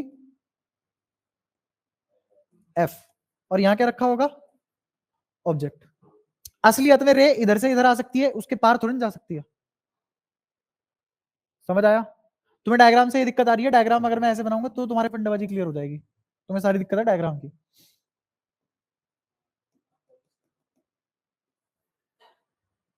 अब क्या इसके पार चली जाएगी कोई चीज, नहीं, तो इसका मतलब ऑब्जेक्ट कहां रखा होगा, यहां। कितने पे, एफ पे। कोई दिक्कत, पक्का। इमेज तो इधर बनेगी बट वो वर्चुअल होगी, ये भी मेरे को पता है। तो एक बार देखते हैं वर्चुअल इमेज इनफिनिटी में जा सकती है कि नहीं। जा भी सकती है पर यहां जाएगी कि नहीं। तो यू कितना, इधर है इंसिडेंट रे की डायरेक्शन, ये तो होगी डायरेक्शन पॉजिटिव, सारी दूरियां पोल से मेजर होती है, तो बताओ यू, यू माइनस का एफ लिखा जाएगा और एफ पॉजिटिव लिखा जाएगा। क्यों, क्योंकि ये इसकी डायरेक्शन में है। अपॉन में यू किसके बराबर, माइनस एफ, माइनस एफ। तो ऊपर कितना आ गया, माइनस एफ स्क्वायर, नीचे कितना आ गया, माइनस 2f। तो एक एफ से एक एफ कट गया, माइनस से माइनस कट गया, तो कितना आया, f बाय 2। यह आया अभी तो इसका मतलब मेरी इमेज कहां बनेगी, यहां बनेगी, f बाय 2। कोई दिक्कत। मैग्निफिकेशन निकाल पाओगे, किसके बराबर आएगी, माइनस वी बाय यू। तो माइनस वी, वी कितना है, f बाय 2, और u कितना है, माइनस का f। माइनस से माइनस कैंसिल, f से f कैंसिल, तो कितना आया, 0.5 प्लस का, 0.5 प्लस का। अगर मान लो ये 2 mm बनती तो ये कितनी बन जाती, 1 mm बन जाती। अगर इसकी लेंथ l होती तो इसकी लेंथ l बाय 2 होती। कोई दिक्कत। तो इसीलिए ध्यान से देखना, आंख बंद करके मुंह फाड़ के तुम्हें इन्फिनिटी नहीं बोलना है, ठीक है। वो तुमसे बोल सकता है कॉनकेव की छोड़ो, कॉन्वेक्स की निकालो, और अगर नहीं बोला तो दोनों की चेक करोगे, ठीक है। अच्छा एक सवाल मैग्निफिकेशन कैसे भी कर लेते हैं, लॉन्गिट्यूडनल कैसे निकालते हैं।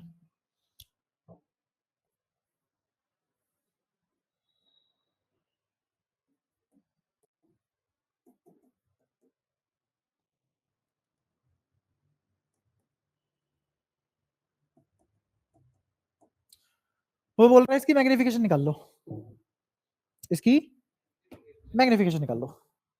तो इसकी मैग्निफिकेशन कैसे निकालेंगे, देखो ए पॉइंट कितना दूर होगा, ये 30, ये 30 है, ये 30 है। ये कितना, 15। तो मेरे को बताओ वी ए किसके बराबर होगा,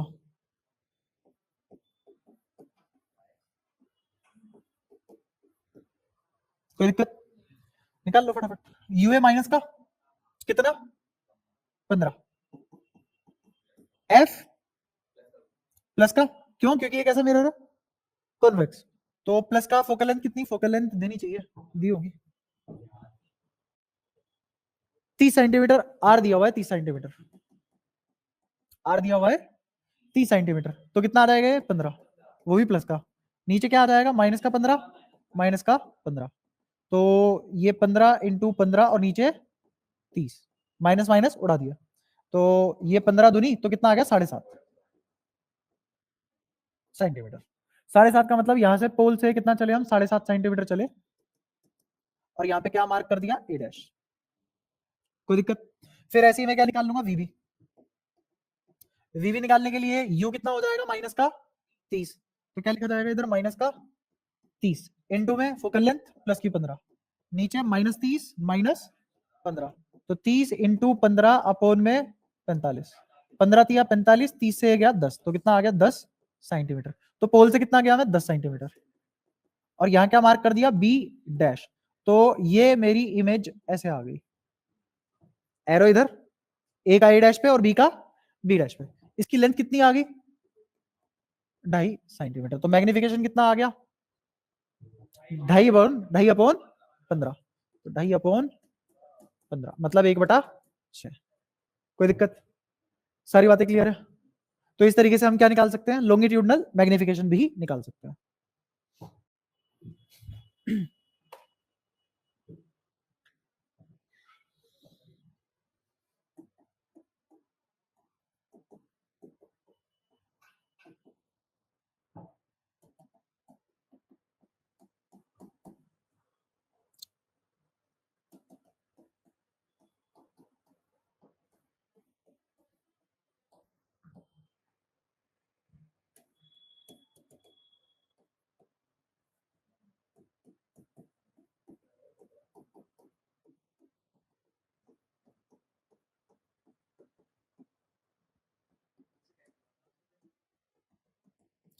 सवाल समझ आ गया? ये पूछा है तुमसे।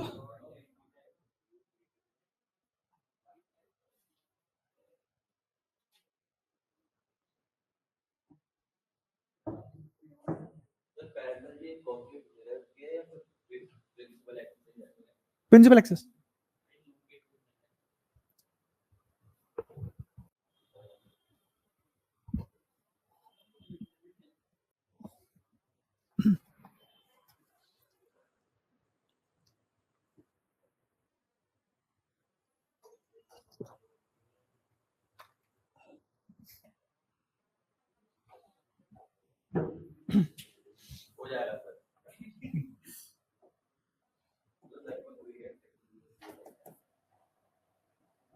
मिरर कॉनकेव है, बना दिया।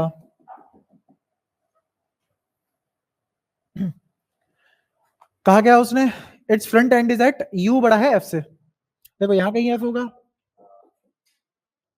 और यहां कहीं सी होगा, तो इस एफ से बड़ा है, इसका मतलब जो लेंथ है रोड की यहां से चालू हो जाएगी और कहां तक जाएगी, इन्फिनिटी तक। तो ये वाला एंड हो गया ए और ये वाला एंड हो गया बी। ये हो गया ऑब्जेक्ट, इसकी बनेगी इमेज। अब इमेज निकालने के लिए ये तो एफ है और ये है यू,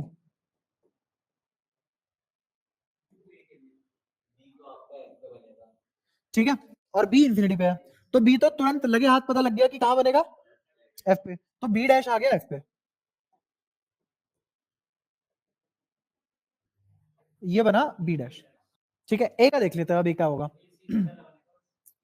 सी के बाद सी से पहले उसी के लिए पहले निकालना पड़ेगा। रे डायग्राम हमेशा बाद में बनता है, पहले वैल्यूज आती है ना।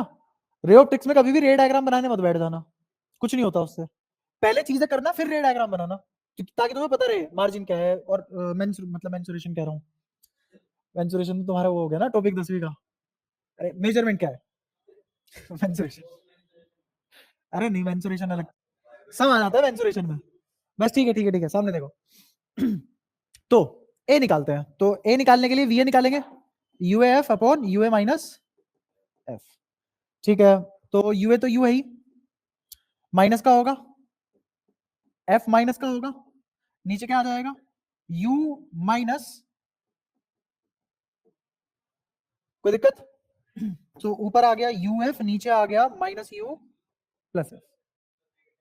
अब उसने क्या कहा है, u बड़ा है f से, अगर u बड़ा है f से तो मेरा va कैसा आया, नेगेटिव आया,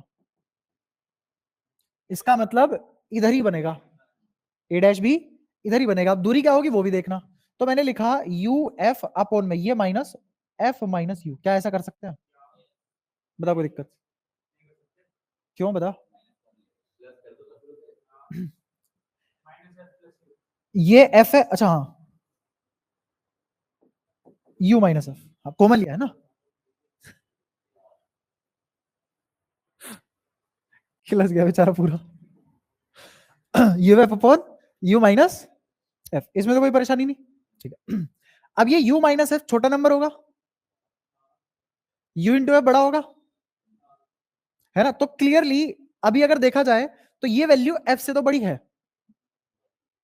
f से तो बड़ी है। अब c से भी बड़ी है कि नहीं वो नहीं पता हमें, c से बड़ी है कि नहीं वो नहीं पता। जब नहीं पता तो मान लेते हैं कहीं भी कोई भी ए डैश बना लेते हैं, मान लो यहाँ ए डैश बना लिया, अब मुझे नहीं पता ये सी के पार जा रहा है नहीं जा रहा, मैंने अपना डायग्राम ऐसे ही रैंडमली बना लिया, पर मुझे बी डैश का पता है, मुझे निकालनी है इसकी लेंथ, मुझे निकालनी है इसकी लेंथ। इसकी लेंथ निकालने के लिए क्या करेंगे, ध्यान से देखना, यहां से लेके यहां तक क्या है V, अरे आर, रुको, डायग्राम की वजह से दिक्कत हो रही है। यहां से लेके यहां तक आर ही कर दोगे तुम तो, वरना ये क्या है V और V A, कोई दिक्कत? अगर मुझे इसकी लेंथ निकालनी है तो लेंथ किसके बराबर होगी, ध्यान से देखना। इस VA में से अगर F घटा दूं और उसका मैग्नीट्यूड ले लूं, क्योंकि लेंथ तो मैग्नीट्यूड में ही आएगी, लेंथ थोड़ी नेगेटिव पॉजिटिव होगी, तो क्या लेंथ नहीं आ जाएगी, देख लो, पक्की बात। तो बस लेंथ निकल गई इसकी। लेंथ कितनी आ गई, VA कितना है, ये रहा minus UF, U minus F minus F, ठीक है। तो यहां से इसकी लेंथ आ जाएगी, मान लो डब्बा आ गया, जो भी लेंथ आ गई, और इसकी लेंथ कितनी है, इनफाइनाइट। तो मैग्निफिकेशन तो यहाँ पे वैसे ही मतलब नहीं बचा निकालने का, मैग्निफिकेशन कितनी आ जाएगी यहाँ पे, 0। इन्फिनिटी के सामने क्या ही कौन बोल रहा है फालतू। अच्छा, लेकिन अगर वो लेंथ निकालने को पूछे तो बढ़िया सवाल है, और लेंथ निकाली जा सकती है इस तरीके से, ठीक है। तेरे को कोई समस्या, सारी बातें क्लियर है, नींद आ रही है कितनी, पानी पी,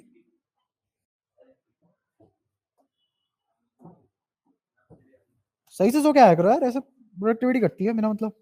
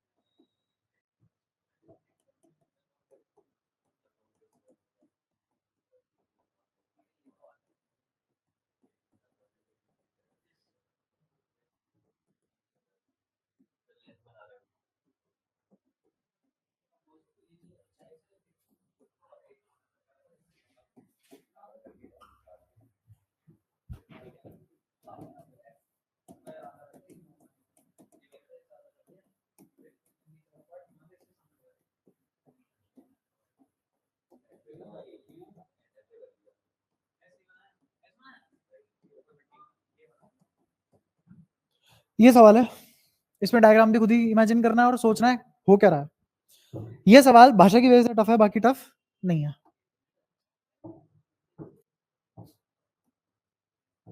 देखो, एक कॉनकेव मिरर लिया जिसकी फोकल लेंथ है 20 mm, दो हिस्सों में तोड़ दिया, ये था वो मिरर, इसको तोड़ दिया दो हिस्सों में, एक हिस्सा ये रहा और एक हिस्सा जो उसने कहा उतना कर दिया। फोकल लेंथ तो नहीं बदली उसकी वजह से, वो तो आज भी कितनी रही।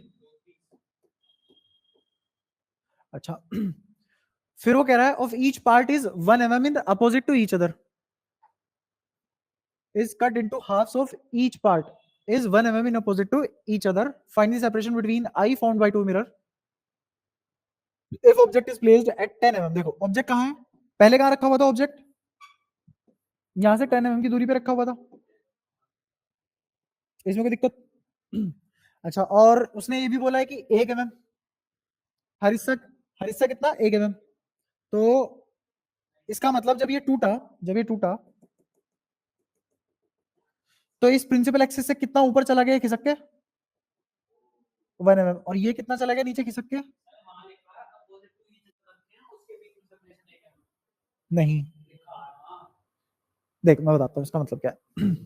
Cut into half and each part is 1 mm in opposite to each other, ये रहे in opposite to each other, एक दूसरे से दूर है 1 mm। हाँ, इसीलिए तो बता रहा हूँ ये सवाल सिर्फ और सिर्फ भाषा की वजह से मुश्किल है, और कोई मुश्किल नहीं है इसमें।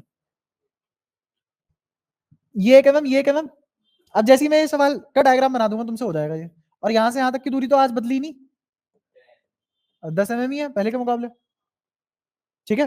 अब फिर उसने क्या पूछा, उसने पूछा is placed at 10 mm on previous principal axis from previous pole, ये था पुराने वाला पोल, ये थी पुराने वाली प्रिंसिपल एक्सिस, ये रही पुराने वाली प्रिंसिपल एक्सिस, और ये रहा पुराने वाला पोल, इसी से उसने 1 mm ऊपर नीचे खिसका दिए। अब तुमसे पूछ रहा है कि इन दोनों के बीच में जो इमेज बनेगी, इसने जो इमेज बनाई, इसने जो इमेज बनाई, उनके बीच में क्या सेपरेशन आएगी। ये एक इमेज बनाएगा ये भी एक इमेज बनाएगा, इन दोनों इमेज के बीच में सेपरेशन क्या होगी? अब देख लो, आधा आधा सवाल तो ये खा रही थी, भाषा खा रही थी, वैसे ही आसान हो गया। आओ, जैसे इस वाले का देखेंगे v है, इस वाले का v देखेंगे, इस वाले का v किसके बराबर आएगा? uf u minus f, u कितना -10 अपॉन में -10 प्लस 20, तो कितना आ गया? ऊपर आ गया 200, नीचे आ गया 10, तो कितना आ गया? माइनस का 20 प्लस का 20 प्लस का 20। इसका मतलब अब जो मेरी इमेज बनेगी वो राइट हैंड साइड पे बनेगी। कितनी दूर? 20 mm दूर, 20 mm दूर। अब बन तो आ गई है ना। इमेज की सेपरेशन और देखनी है मेरे को, इमेज की सेपरेशन और देखनी है, तो मैग्निफिकेशन निकाल लेते हैं। मैग्निफिकेशन किसके बराबर? Minus V by U. V कितना? 20 और यू कितना? माइनस का 10, तो कितना आ गए? 2 प्लस का कि माइनस का? प्लस का 2 mm, प्लस का 2 mm मतलब वर्चुअल एंड इरेक्ट। क्या मैं बताता हूँ कैसे आएगा, सुनो। ये दिख रहा है तुम्हें? ये दिखा? यहां जो ऑब्जेक्ट रखा है उसकी हाइट कितनी है? तो इमेज की हाइट कितनी होगी?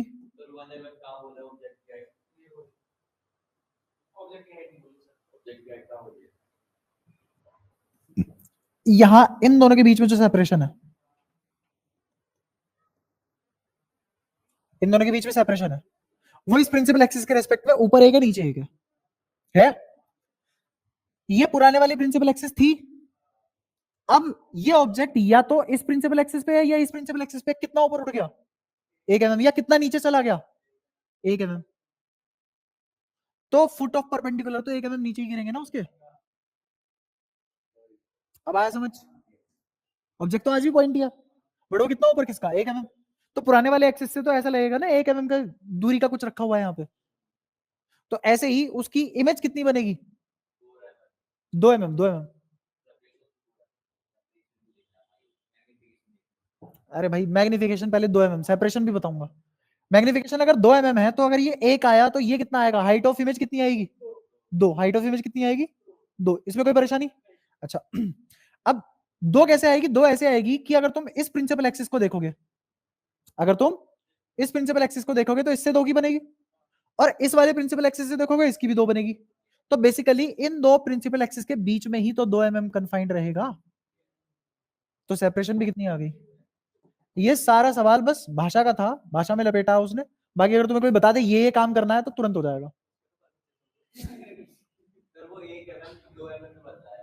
वो 1 mm क्यों? हाँ और नीचे भी वाला 1 mm 2 mm में बनता है। हाँ 4 mm की होगी सेपरेशन। क्यों? क्यों? क्योंकि 2 mm ऊपर गया 2 mm नीचे गया। ये प्रिंसिपल एक्सिस दिखाई दी? ये मिरर दिखाई दिया? आगे बढ़े। ये इमेज, ये इमेज, बोल दोनों के बीच की सेपरेशन कितनी है? क्या चाहता है?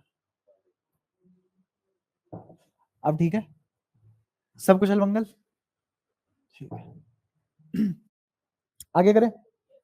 ऐसे भी देख सकता था इसको, और दूसरा तरीका बताऊं तो, ठीक है 1 mm 2 mm, ठीक है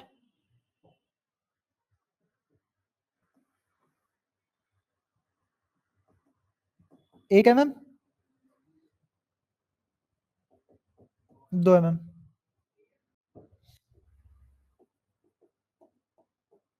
इसके और इसके के बीच का कितना गैप है? 2 mm। कहाँ बदला आंसर? कैसे भी कर ले, इससे ज्यादा क्या बताऊं और बता। ठीक है अब फंडेबाजी क्लियर पूरी।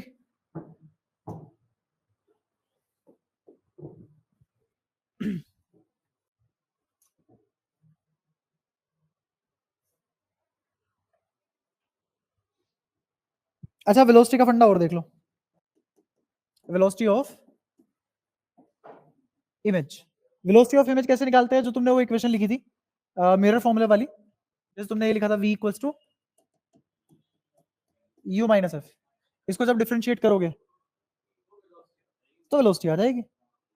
इस v को डिफरेंशिएट करोगे वेलोसिटी ऑफ इमेज आएगी, u को डिफरेंशिएट करोगे तो ऑब्जेक्ट आएगा, और f तो कांस्टेंट है ही, f तो कांस्टेंट है ही। तो इस इक्वेशन को ना डिफरेंशिएट करके यहां समझदारी ये है कि इस वाली इक्वेशन को डिफरेंशिएट करो, तब भला होगा तुम्हारा, क्योंकि ये तुरंत जीरो हो जाएगा, और ये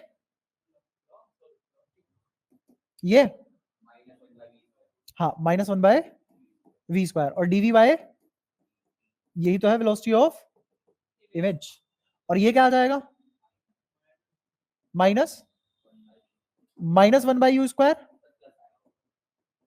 D you by D T. हाँ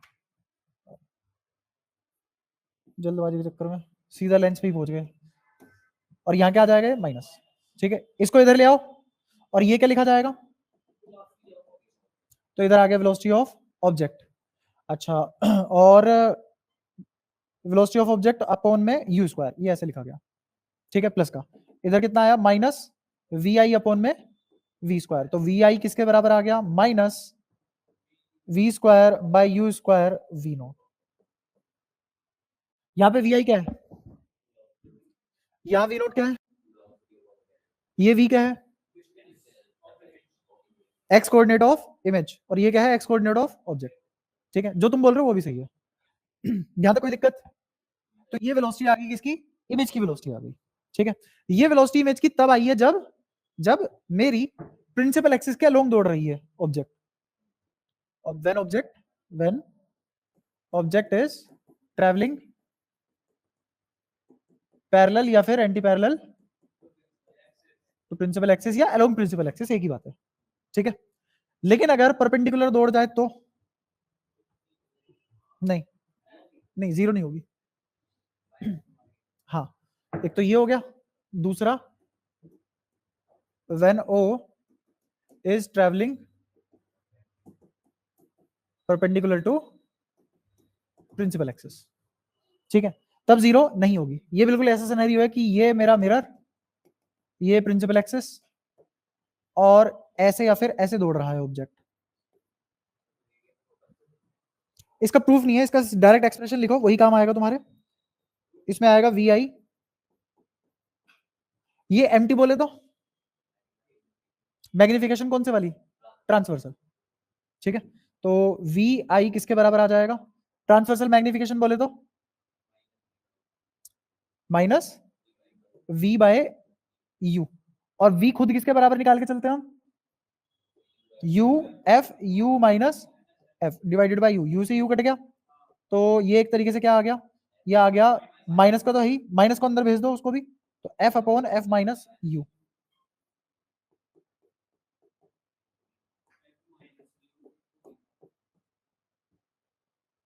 ठीक है, ये आ जाएगा तुम्हारा, डायरेक्ट फॉर्मूला बेस्ड आएगा, इसमें कोई वो पारिस्तानी नहीं करेगा। ठीक है, ये फॉर्मूला लगाओ, खुश रहो। क्या नहीं, एंगल पे यही बहुत रेयर है कि परपेंडिकुलर दौड़ा दे, एंगल पे फिर तुम्हें वेलोसिटी वेक्टर के पास जाना पड़ेगा, वहां से ढूंढ के लाओगे तुम चीजें।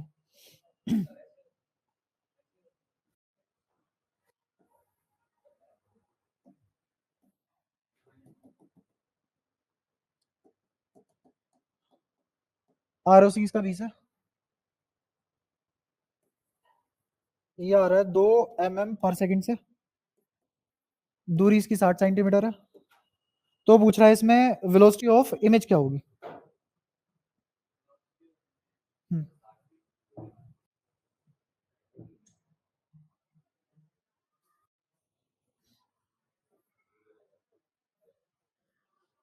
डायरेक्ट कर लो, क्या हो वी आई लिखोगे, V naught sorry V upon U चाहिए होगा मेरे को, तो वी स्क्वायर अपॉन में यू स्क्वायर, यू तो पता ही है, वी स्क्वायर ढूंढ के ले आएंगे, अभी 1 सेकंड का काम है हमारे लिए, और इंटो में क्या कर देंगे, वी नॉट मुझे दिया हुआ है। ठीक है, तो वी किसके बराबर होता है, वी बराबर होता है you F upon U minus F. You कितना 60 माइनस का, एफ कितना 10 माइनस का, अपॉन में 50, तो ये कितना आ गया माइनस का, एक जीरो से एक जीरो कट गई, -12। ये आ गया -12 सेंटीमीटर। अब इसमें रख दो सारी वैल्यू, तो ये हो गया माइनस, ये हो गया 12 और नीचे u कितना 60, तो 1/5 और v नॉट कितना दिया हुआ है इसने 2,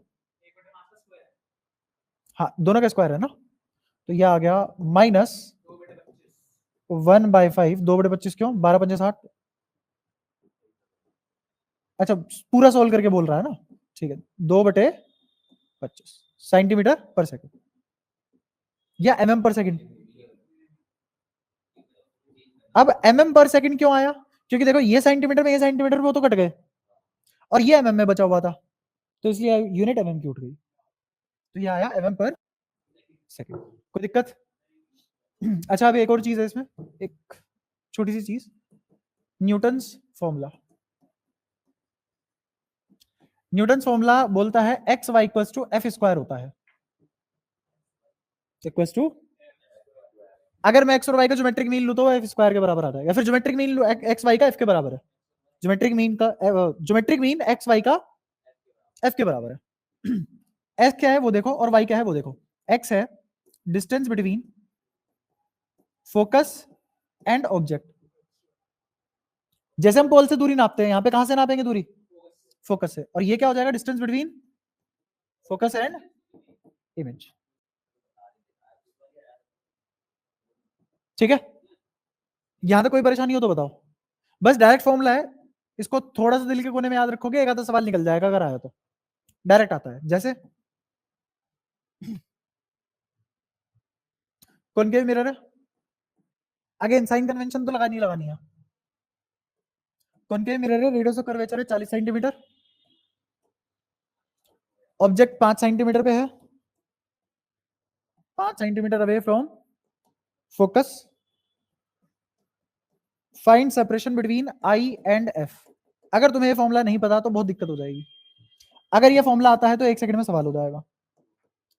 तो उसने कहा है एक्स क्या है, अवे फ्रॉम द फोकस, तो इसका मतलब मुझे एक्स गिवन है ये 5, ठीक है, और आर का आधा एफ, एफ कितना 20 का स्क्वायर, ये वाई, तो यहां पे नहीं पता ना मुझे किधर रखा है क्या रखा है, हाँ एफ का पता है, एफ पता है माइनस है, स्क्वायर हो गया तो प्लस ही हो गया,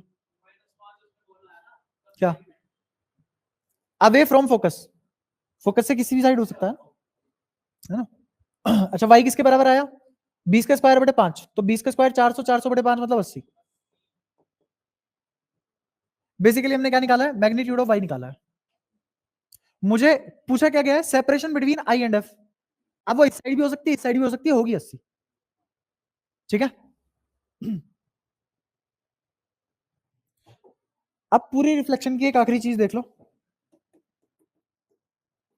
डायमीटर ऑफ इमेज ऑफ सन, सन की इमेज की डायमीटर क्या होगी। जैसे मान लो ये मिरर, कॉनकेव मिरर लिया, प्रिंसिपल एक्सेस, यहां सन,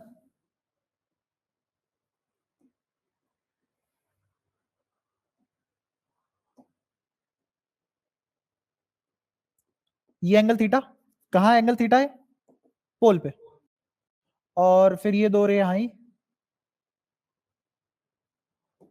ये तो पक्की बात है फोकस पे बनेगा, क्योंकि सन कहां होता है इन्फिनिटी पे, तो ये कहां बनेगा फोकस पे, और डायमीटर कितनी आ गई इसकी डी, ये डायमीटर है। अगर ऐसा कुछ सिनेरियो हो तो तुम्हारा 1 सेकंड का आंसर है डी बराबर थीटा इंटू एफ, इस मिरर की फोकल लेंथ और पोल पे जो ये असलियत का ऑब्जेक्ट एंगल सबटेंड कर रहा है, वो इन दोनों के प्रोडक्ट क्या दे देगा मेरे को, diameter of this object, image of sun, object, इस ऑब्जेक्ट की जो इमेज बनेगी उसकी डायमीटर, ठीक है। अच्छा अब क्या सन के लिए वैलिड है, बस स्टार है उसके लिए भी वैलिड है, स्टार और सन एक ही तो बात है। और तुम क्या चाह रहे हो, झाड़ू लेके जाओगे हवा में, अब दिखाई दे रहे हैं नहीं, हाँ तो अब निकाल दे इमेज, डायमीटर भी निकाल दी, और शाबाश। तो डी बराबर थीटा इंटू एफ। इसमें एक और चीज, ये जो इमेज तुम्हारी बनी है ये फोकस पे नहीं बनी, ये कहां बनी है, फोकल प्लेन पे, eight focal plane,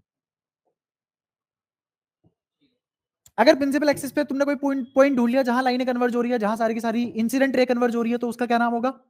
after reflection focus. और अगर वो प्रिंसिपल एक्सिस पे नहीं है पॉइंट, तो कहां होगा वो? फोकल प्लेन पे होगा। कोई दिक्कत? यहां तुम्हारी रिफ्लेक्शन खत्म, अब चालू होती है तुम्हारी रिफ्रैक्शन।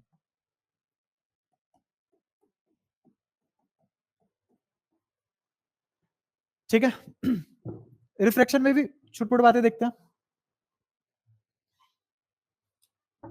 सबसे पहली चीज,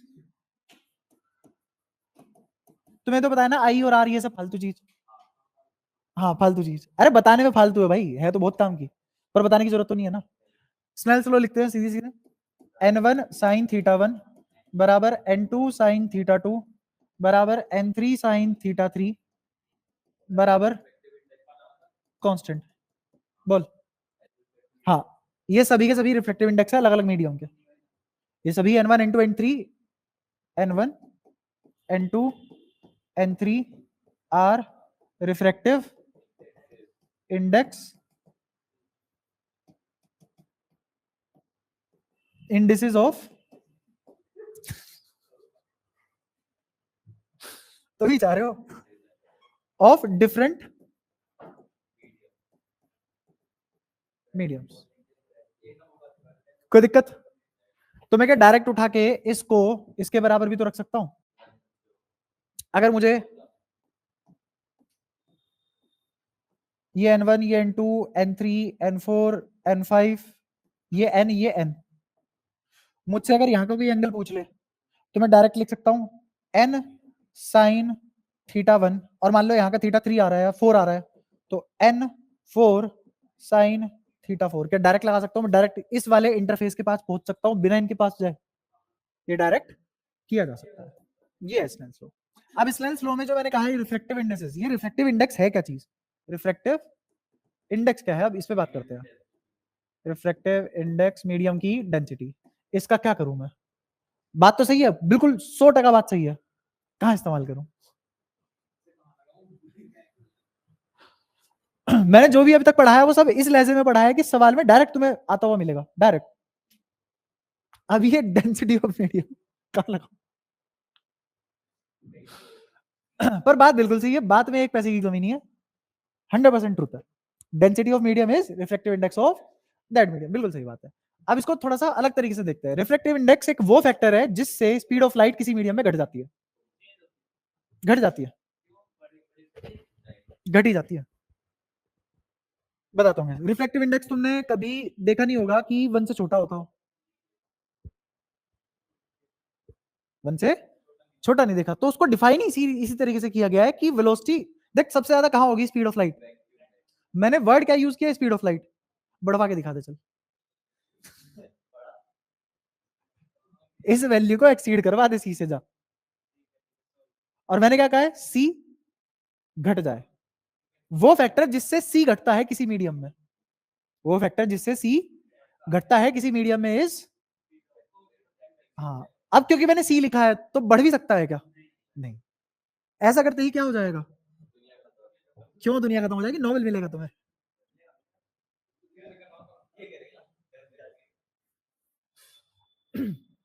लिखने की जरूरत तो नहीं है, तो साफ साफ लिखते हैं, मेरा रिफ्लेक्टिव इंडेक्स किसके बराबर होगा? वो फैक्टर जिससे जिससे स्पीड घट जाती है किसी मीडियम में। तो स्पीड घटी है ना, स्पीड घटी है किसी मीडियम में, कितने फैक्टर से घट गई? एन फैक्टर से घट गई। कितने फैक्टर से घट गई? एन फैक्टर से। जब स्पीड घटती है तो आंसर भी क्या आता है? एक स्पीड ही आएगी। तो वेलोसिटी मीडियम क्या हो गया? सी बाय। कोई दिक्कत? तो यहां से एन क्या हो गया?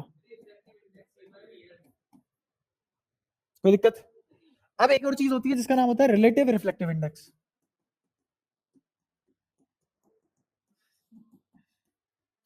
किसी एक रिफ्लेक्टिव इंडेक्स को दूसरे रिफ्लेक्टिव इंडेक्स से कंपेयर कर रहे होते हैं। जैसे यहां का भी मैंने वैक्यूम का मीडियम से कंपेयर किया, अब वैक्यूम हटा दो, किसी और का किसी और से कंपेयर करेंगे। जैसे मैं करना चाह रहा हूं कंपेयर n2 का n1 से, तो दो रिफ्लेक्टिव इंडिसेस ले रहे हैं। सबसे पहले मैंने लिखा n, तो मेरे को बताओ n1 क्या आ जाएगा तुम्हारा? c upon v1। ऐसे ही क्या n2 अगर मैंने मीडियम लिया तो n2 आ जाएगा c अपॉन v2। बताओ किसको किससे रिलेट करना चाहते हो? 2 को 1 से, तो 2 को 1 से रिलेट किया तो क्या आंसर v1 अपॉन v2 आ जाएगा? कोई दिक्कत? पक्का? तो ये एक फॉर्मूला आ गया तुम्हारा n21 का, n2 अपॉन n1 का। तो रिफ्लेक्टिव इंडेक्स जनरली ऐसे भी लिखा जाता है, ये सब वेरिएशन है ना? पर हम ये वेरिएशन तो बुद्धि अपने आप लगा लेंगे एक बार फंडामेंटल क्लियर हो जाए। तो एक ये फॉर्मूला आ गया, ये किसका फॉर्मूला निकाला मैंने? रिफ्लेक्टिव, हाँ रिलेटिव। और ये तो जनरली हम किस पे अप्रोच कर रहे होंगे? हमेशा किसकी बात कर रहे होंगे? रिलेटिव, है ना? और इसमें क्या होगा? अच्छा 1 आ जाएगा। इसमें भी अगर मैं कंडीशन लगा दूं तो n, इसमें अगर वैक्यूम होता तो यहाँ क्या रख दो? 1, और ऊपर क्या आ जाएगा? यहाँ c। कोई दिक्कत? तो बन गया ही। क्या रिलेटिव से इस पे कूदा जा सकता है? तो इसीलिए डायरेक्ट क्यों ना रिलेटिव ही पढ़े हमेशा। तो इसीलिए हमेशा हम रिलेटिव रिफ्लेक्टिव इंडेक्स की बात करेंगे, हमेशा रिफ्लेक्टिव इंडेक्स की बात करेंगे। पीछे हमने देखा कि n1 sin θ1 किसके बराबर था? तो मेरे को बताओ n1 अपॉन n2 किसके बराबर आ जाएगा? या फिर n2 अपॉन n1 ही निकाल लो। n2 अपॉन n1 कौन बराबर? साइन θ1 अपॉन, बताओ कोई दिक्कत? क्या ये भी रिफ्लेक्टिव इंडेक्स है? रिलेटिव रिफ्लेक्टिव इंडेक्स, ये भी रिलेटिव रिफ्लेक्टिव इंडेक्स और ये भी रिलेटिव रिफ्लेक्टिव इंडेक्स। और चलते हैं चीजों पे। मेरे को बताओ v equals to mu lambda तो होता ही है, और ये सिर्फ और सिर्फ सोर्स पे डिपेंड करता है। तो जब भी तुम मीडियम चेंज कर रहे होते हो, सोर्स थोड़ी ना बदल देते हो लाइट का। लाइट का सोर्स मीडियम चेंज होने से लाइट का सोर्स नहीं बदलता, तो ये तो कांस्टेंट रहेगा। और अगर ये कांस्टेंट रहा तो v directly proportional to lambda हो जाएगा। अगर v directly proportional to lambda हो गया तो मेरे को बताओ v1 अपॉन v2 क्या लैम्डा 1 अपॉन लैम्डा 2 हो जाएगा? बताओ यहां तक कोई दिक्कत? सारी बातें क्लियर है? ठीक है। अच्छा तुमने एक और चीज पढ़ी होगी, अगर मुझे रिफ्लेक्टिव इंडेक्स पता करना है किसी भी मीडियम का 1 का, तो मैं क्या लिखूंगा? μ1 एप्सिलॉन 1। उस मीडियम की परमिएबिलिटी, उस मीडियम की परमिटिविटी के प्रोडक्ट का अंडर रूट मेरे को क्या दे देता है? ये कहां पढ़ा हमने? अभी तो देखो मैं हर चीज की डेरिवेशन तो नहीं कराऊंगा, जो पहले करा चुका हूं। और अब तो रिकॉर्डिंग में बोल सकता हूं इलेक्ट्रोमैग्नेटिक वेव में डेरिवेशन की हमने इसकी, मैक्सवेल। नहीं याद है तो एक बार देख लेना, अगर हाँ खुजली हो तो देख लेना, वरना याद कर लो। तो n1 किसके बराबर आ गया? μ1 एप्सिलॉन 1 का अंडर रूट। कोई परेशानी यहां तक? ठीक है। तो अब मेरे को बताओ n1 अपॉन n2 किसके बराबर आ गया? अंडर रूट μ1 एप्सिलॉन 1 अपॉन में अंडर रूट μ2। बताओ कोई परेशानी? यहां तक सारी बातें क्लियर है? ठीक है। तो अब मैं तुम्हारे लिए एक फॉर्मूला सजा रहा हूं। फॉर्मूला है n2 upon n1 is equal to v1 upon v2 is equal to lambda 1 upon lambda 2 is equal to sine θ1 upon sine θ2 is equal to under root μ2 epsilon 2 upon में। अगर ये डब्बा तुम्हें याद है तो सब है तुम्हारे पास। ठीक है? कोई परेशानी? नहीं आ रहा समझ? आएगा कैसे? नहीं समझा ही नहीं रहा मैं कुछ। चीजें बता रहा हूँ बस, समझाने को कुछ है ही नहीं। ठीक है। तो अगर तुमसे कोई बोले कि मेरा n1 ये रहा, n2 ये रहा, और n1 बड़ा है n2 से, और एक इंसिडेंट रे आई, ये है इंटरफेस, ये है इंटरफेस, इंसिडेंट रे आई नॉर्मल ये रही, इससे एंगल बना एंगल ऑफ इंसिडेंस आई। अब मेरे को बताओ ये जो बाद में रिफ्रेक्टेड रे बनेगी, ये कहां बनेगी? नॉर्मल से दूर या नॉर्मल के पास? कैसे? रीजन क्या है? इससे करो, करो पता चल जाएगा, पता करो। अगर n1 बड़ा है, अगर n1 बड़ा है तो यहाँ पे θ2 बड़ा होगा, तो इस θ2 कौन है? रिफ्लेक्शन। तो इसका मतलब ये यहां जा रहा था, यहां जाएगा, और ये वाला एंगल कितना हो जाएगा? r। कोई दिक्कत? और यहाँ पे ये होगी डिविएशन, ये होगी। तो डिविएशन क्या मैं लिख सकता हूं? डिविएशन किसके बराबर होगी? डिविएशन बराबर होगी i माइनस r का मोड। मोड लिख दिया मैंने। अब तुम बोलोगे तुम तो बड़े में छोटा घटा रहे हो, छोटे में से बड़ा घटा रहे हो, मोड है। तो इन दोनों एंगल का डिफरेंस क्या होगा? डिविएशन। कोई भी परेशानी? ये नॉर्मल,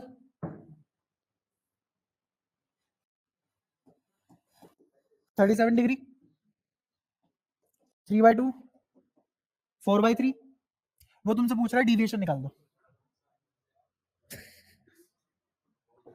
अरे डिविएशन निकाल ले तो उसमें क्या है? क्या तुम n2 अपॉन n1 करोगे? तो n2 कितना है, n1 कितना है, बराबर किसके? हाँ साइन थीटा 1 मतलब साइन 37 अपॉन में साइन r थीटा 2 जो भी तुम लिखना चाहो। तो कितना आ जाएगा 8/9 और साइन 37 इज 3/5 साइन r। तो साइन r किसके बराबर आ गया? 8 पंजे 40, 9 तिया 27। भगवान जाने इसकी क्या वैल्यू होती है? 8 पंजे 40, हाँ 27/40 आएगा। ये बात तेरी सही है बिल्कुल, ठीक है। अब भगवान जाने एंगल क्या होता है, एक बार निकालियो, क्या कितना है एंगल, फटाफट निकाल दो। मान लो भाई एक्स मान लो, ये सीधा जाना था, कितना आ गया? अरे भाई उसमें निकाल दे, डिग्री में निकाल दे। एक्स मान लिया, चुपचाप एक्स मान लिया। अब मेरे को बताओ, कंपेयर करते हैं कि ये बेंड कहां करेगी कहां नहीं। ये 3/2, ये 4/3। या तो डिनोमिनेटर सेम कर लो या न्यूमरेटर, तुरंत पता लग जाएगा कौन सा बड़ा है कौन सा छोटा है। बिल्कुल 10वीं क्लास की बात है। तो बताओ, इसको अगर मैं डिनोमिनेटर चेंज करूं तो मैं कितना कर दूंगा? 3 से मल्टीप्लाई कर दूंगा, इसकी 2 से कर दूंगा। तो ये बना 2 से ऊपर, तो ये बना 8/6 और ये बना 9/6। तो कौन बड़ा? ये। तो 3/2 वाला बड़ा है। तो इसका मतलब ये डेंसर था और ये रियर था। तो कहां जाएगी ये? अवे। तो इसका मतलब ये वाला एंगल बड़ा है। तो डिविएशन कितनी आ गई? x - 37 का। कोई दिक्कत? 42 डिग्री। हाँ तो ठीक है, ये 37 और ये 42 डिग्री है। तो कितना आ जाएगा? 42 - 37 कितना होता है? 42 - 37 5। तो 5 डिग्री डिविएशन आ गया। कोई परेशानी? पक्का? ये वाली चीज बहुत ढंग से याद रखना। एक तरीके से पूरे रिफ्लेक्शन का सार दे दिया मैंने यहाँ। अब चाहे क्रिटिकल एंगल पढ़ लो, चाहे अलग अलग वेवलेंथ करके पढ़ लो, चाहे प्रिज्म पढ़ लो, हर चीज में मैं इसको यूज कर सकता हूँ। कौन सा कलर कितना डिविएट हो रहा है उसमें भी यूज कर सकता हूँ, ठीक है। वो तुम्हें इलेक्ट्रोमैग्नेटिक वेव से भी रिलेट करवा सकता है, इसको मैग्नेटिक फील्ड से भी रिलेट करवा सकता है, इलेक्ट्रिक फील्ड से भी रिलेट करवा सकता है, सब है तुम्हारे पास इस फॉर्मूले में।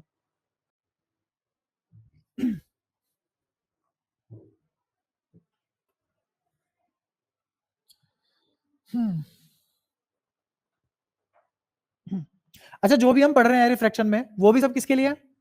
पेरेक्सियल रेज के लिए। रिफ्रैक्शन, पूरा रिफ्रैक्शन भी पूरे ऑप्टिक्स में किस चीज के लिए वैलिड है?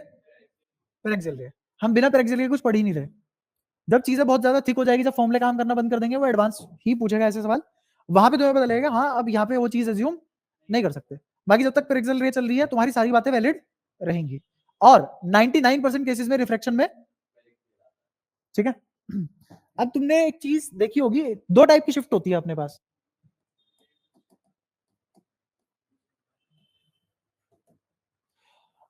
एक शिफ्ट लेटरल और एक नहीं। देखो बताता हूं, एक शिफ्ट तो ऐसी होगी कि यहां कोई ऑब्जेक्ट है, इसमें कुछ मीडियम भर दिया, तो अब ये यहां दिखने लगेगा, तो क्या शिफ्टिंग हो गई? इसी का पार्ट है। एक हिस्सा ये हो गया कि तुमने स्लैब रखी, यहां कोई ऑब्जेक्ट है, यहां ऑब्जर्वर है, तो इसको, ये ऑब्जर्वर को ये वाला ऑब्जेक्ट शिफ्ट होता हुआ दिखाई देगा। शिफ्ट होता हुआ दिखाई नहीं देगा, मतलब शिफ्ट होके ही दिखाई देगा। इसको ऐसा लगेगा ऑब्जेक्ट यहां नहीं यहां है, ये भी शिफ्टिंग हुई। और एक शिफ्टिंग ये होती है कि ये रे एंटर करी किसी एंगल पे, रिफ्लेक्ट हुई, फिर रिफ्लेक्ट हुई, इसको असलियत में यहां जाना था, तो इन दोनों के बीच की जो परपेंडिकुलर दूरी है, एक ये शिफ्ट हुई। और जो तू बोल रहा था लेटरल, वो ये वाली शिफ्ट है, इसको बोलते हैं लेटरल शिफ्ट। ये दोनों भी शिफ्ट है, नॉर्मल शिफ्ट, ये दोनों ही नॉर्मल शिफ्ट है। तो अगर तीनों तरीके की शिफ्ट तुम्हारे पास है, तो शिफ्ट होने के, तीनों तरीके की शिफ्ट होने के बाद तुम्हारे पास कुछ नहीं बचता, सिर्फ और सिर्फ क्या बचेगा? Curve surface. कर्व सर्फेस में लेंस और ऑप्टिकल डिवाइस, ये है बस। बाकी जो टाइम है वो क्वेश्चन करने का ही है, क्योंकि मैं मोस्टली क्वेश्चन नहीं करा रहा हूँ, कॉन्सेप्ट कराती। अब इसमें जैसे डायरेक्ट फॉर्मूले की बात करें, प्रूफ तो तुम कर ही लोगे, इसका कराया भी हुआ है प्रूफ, पहले भी कराया हुआ है।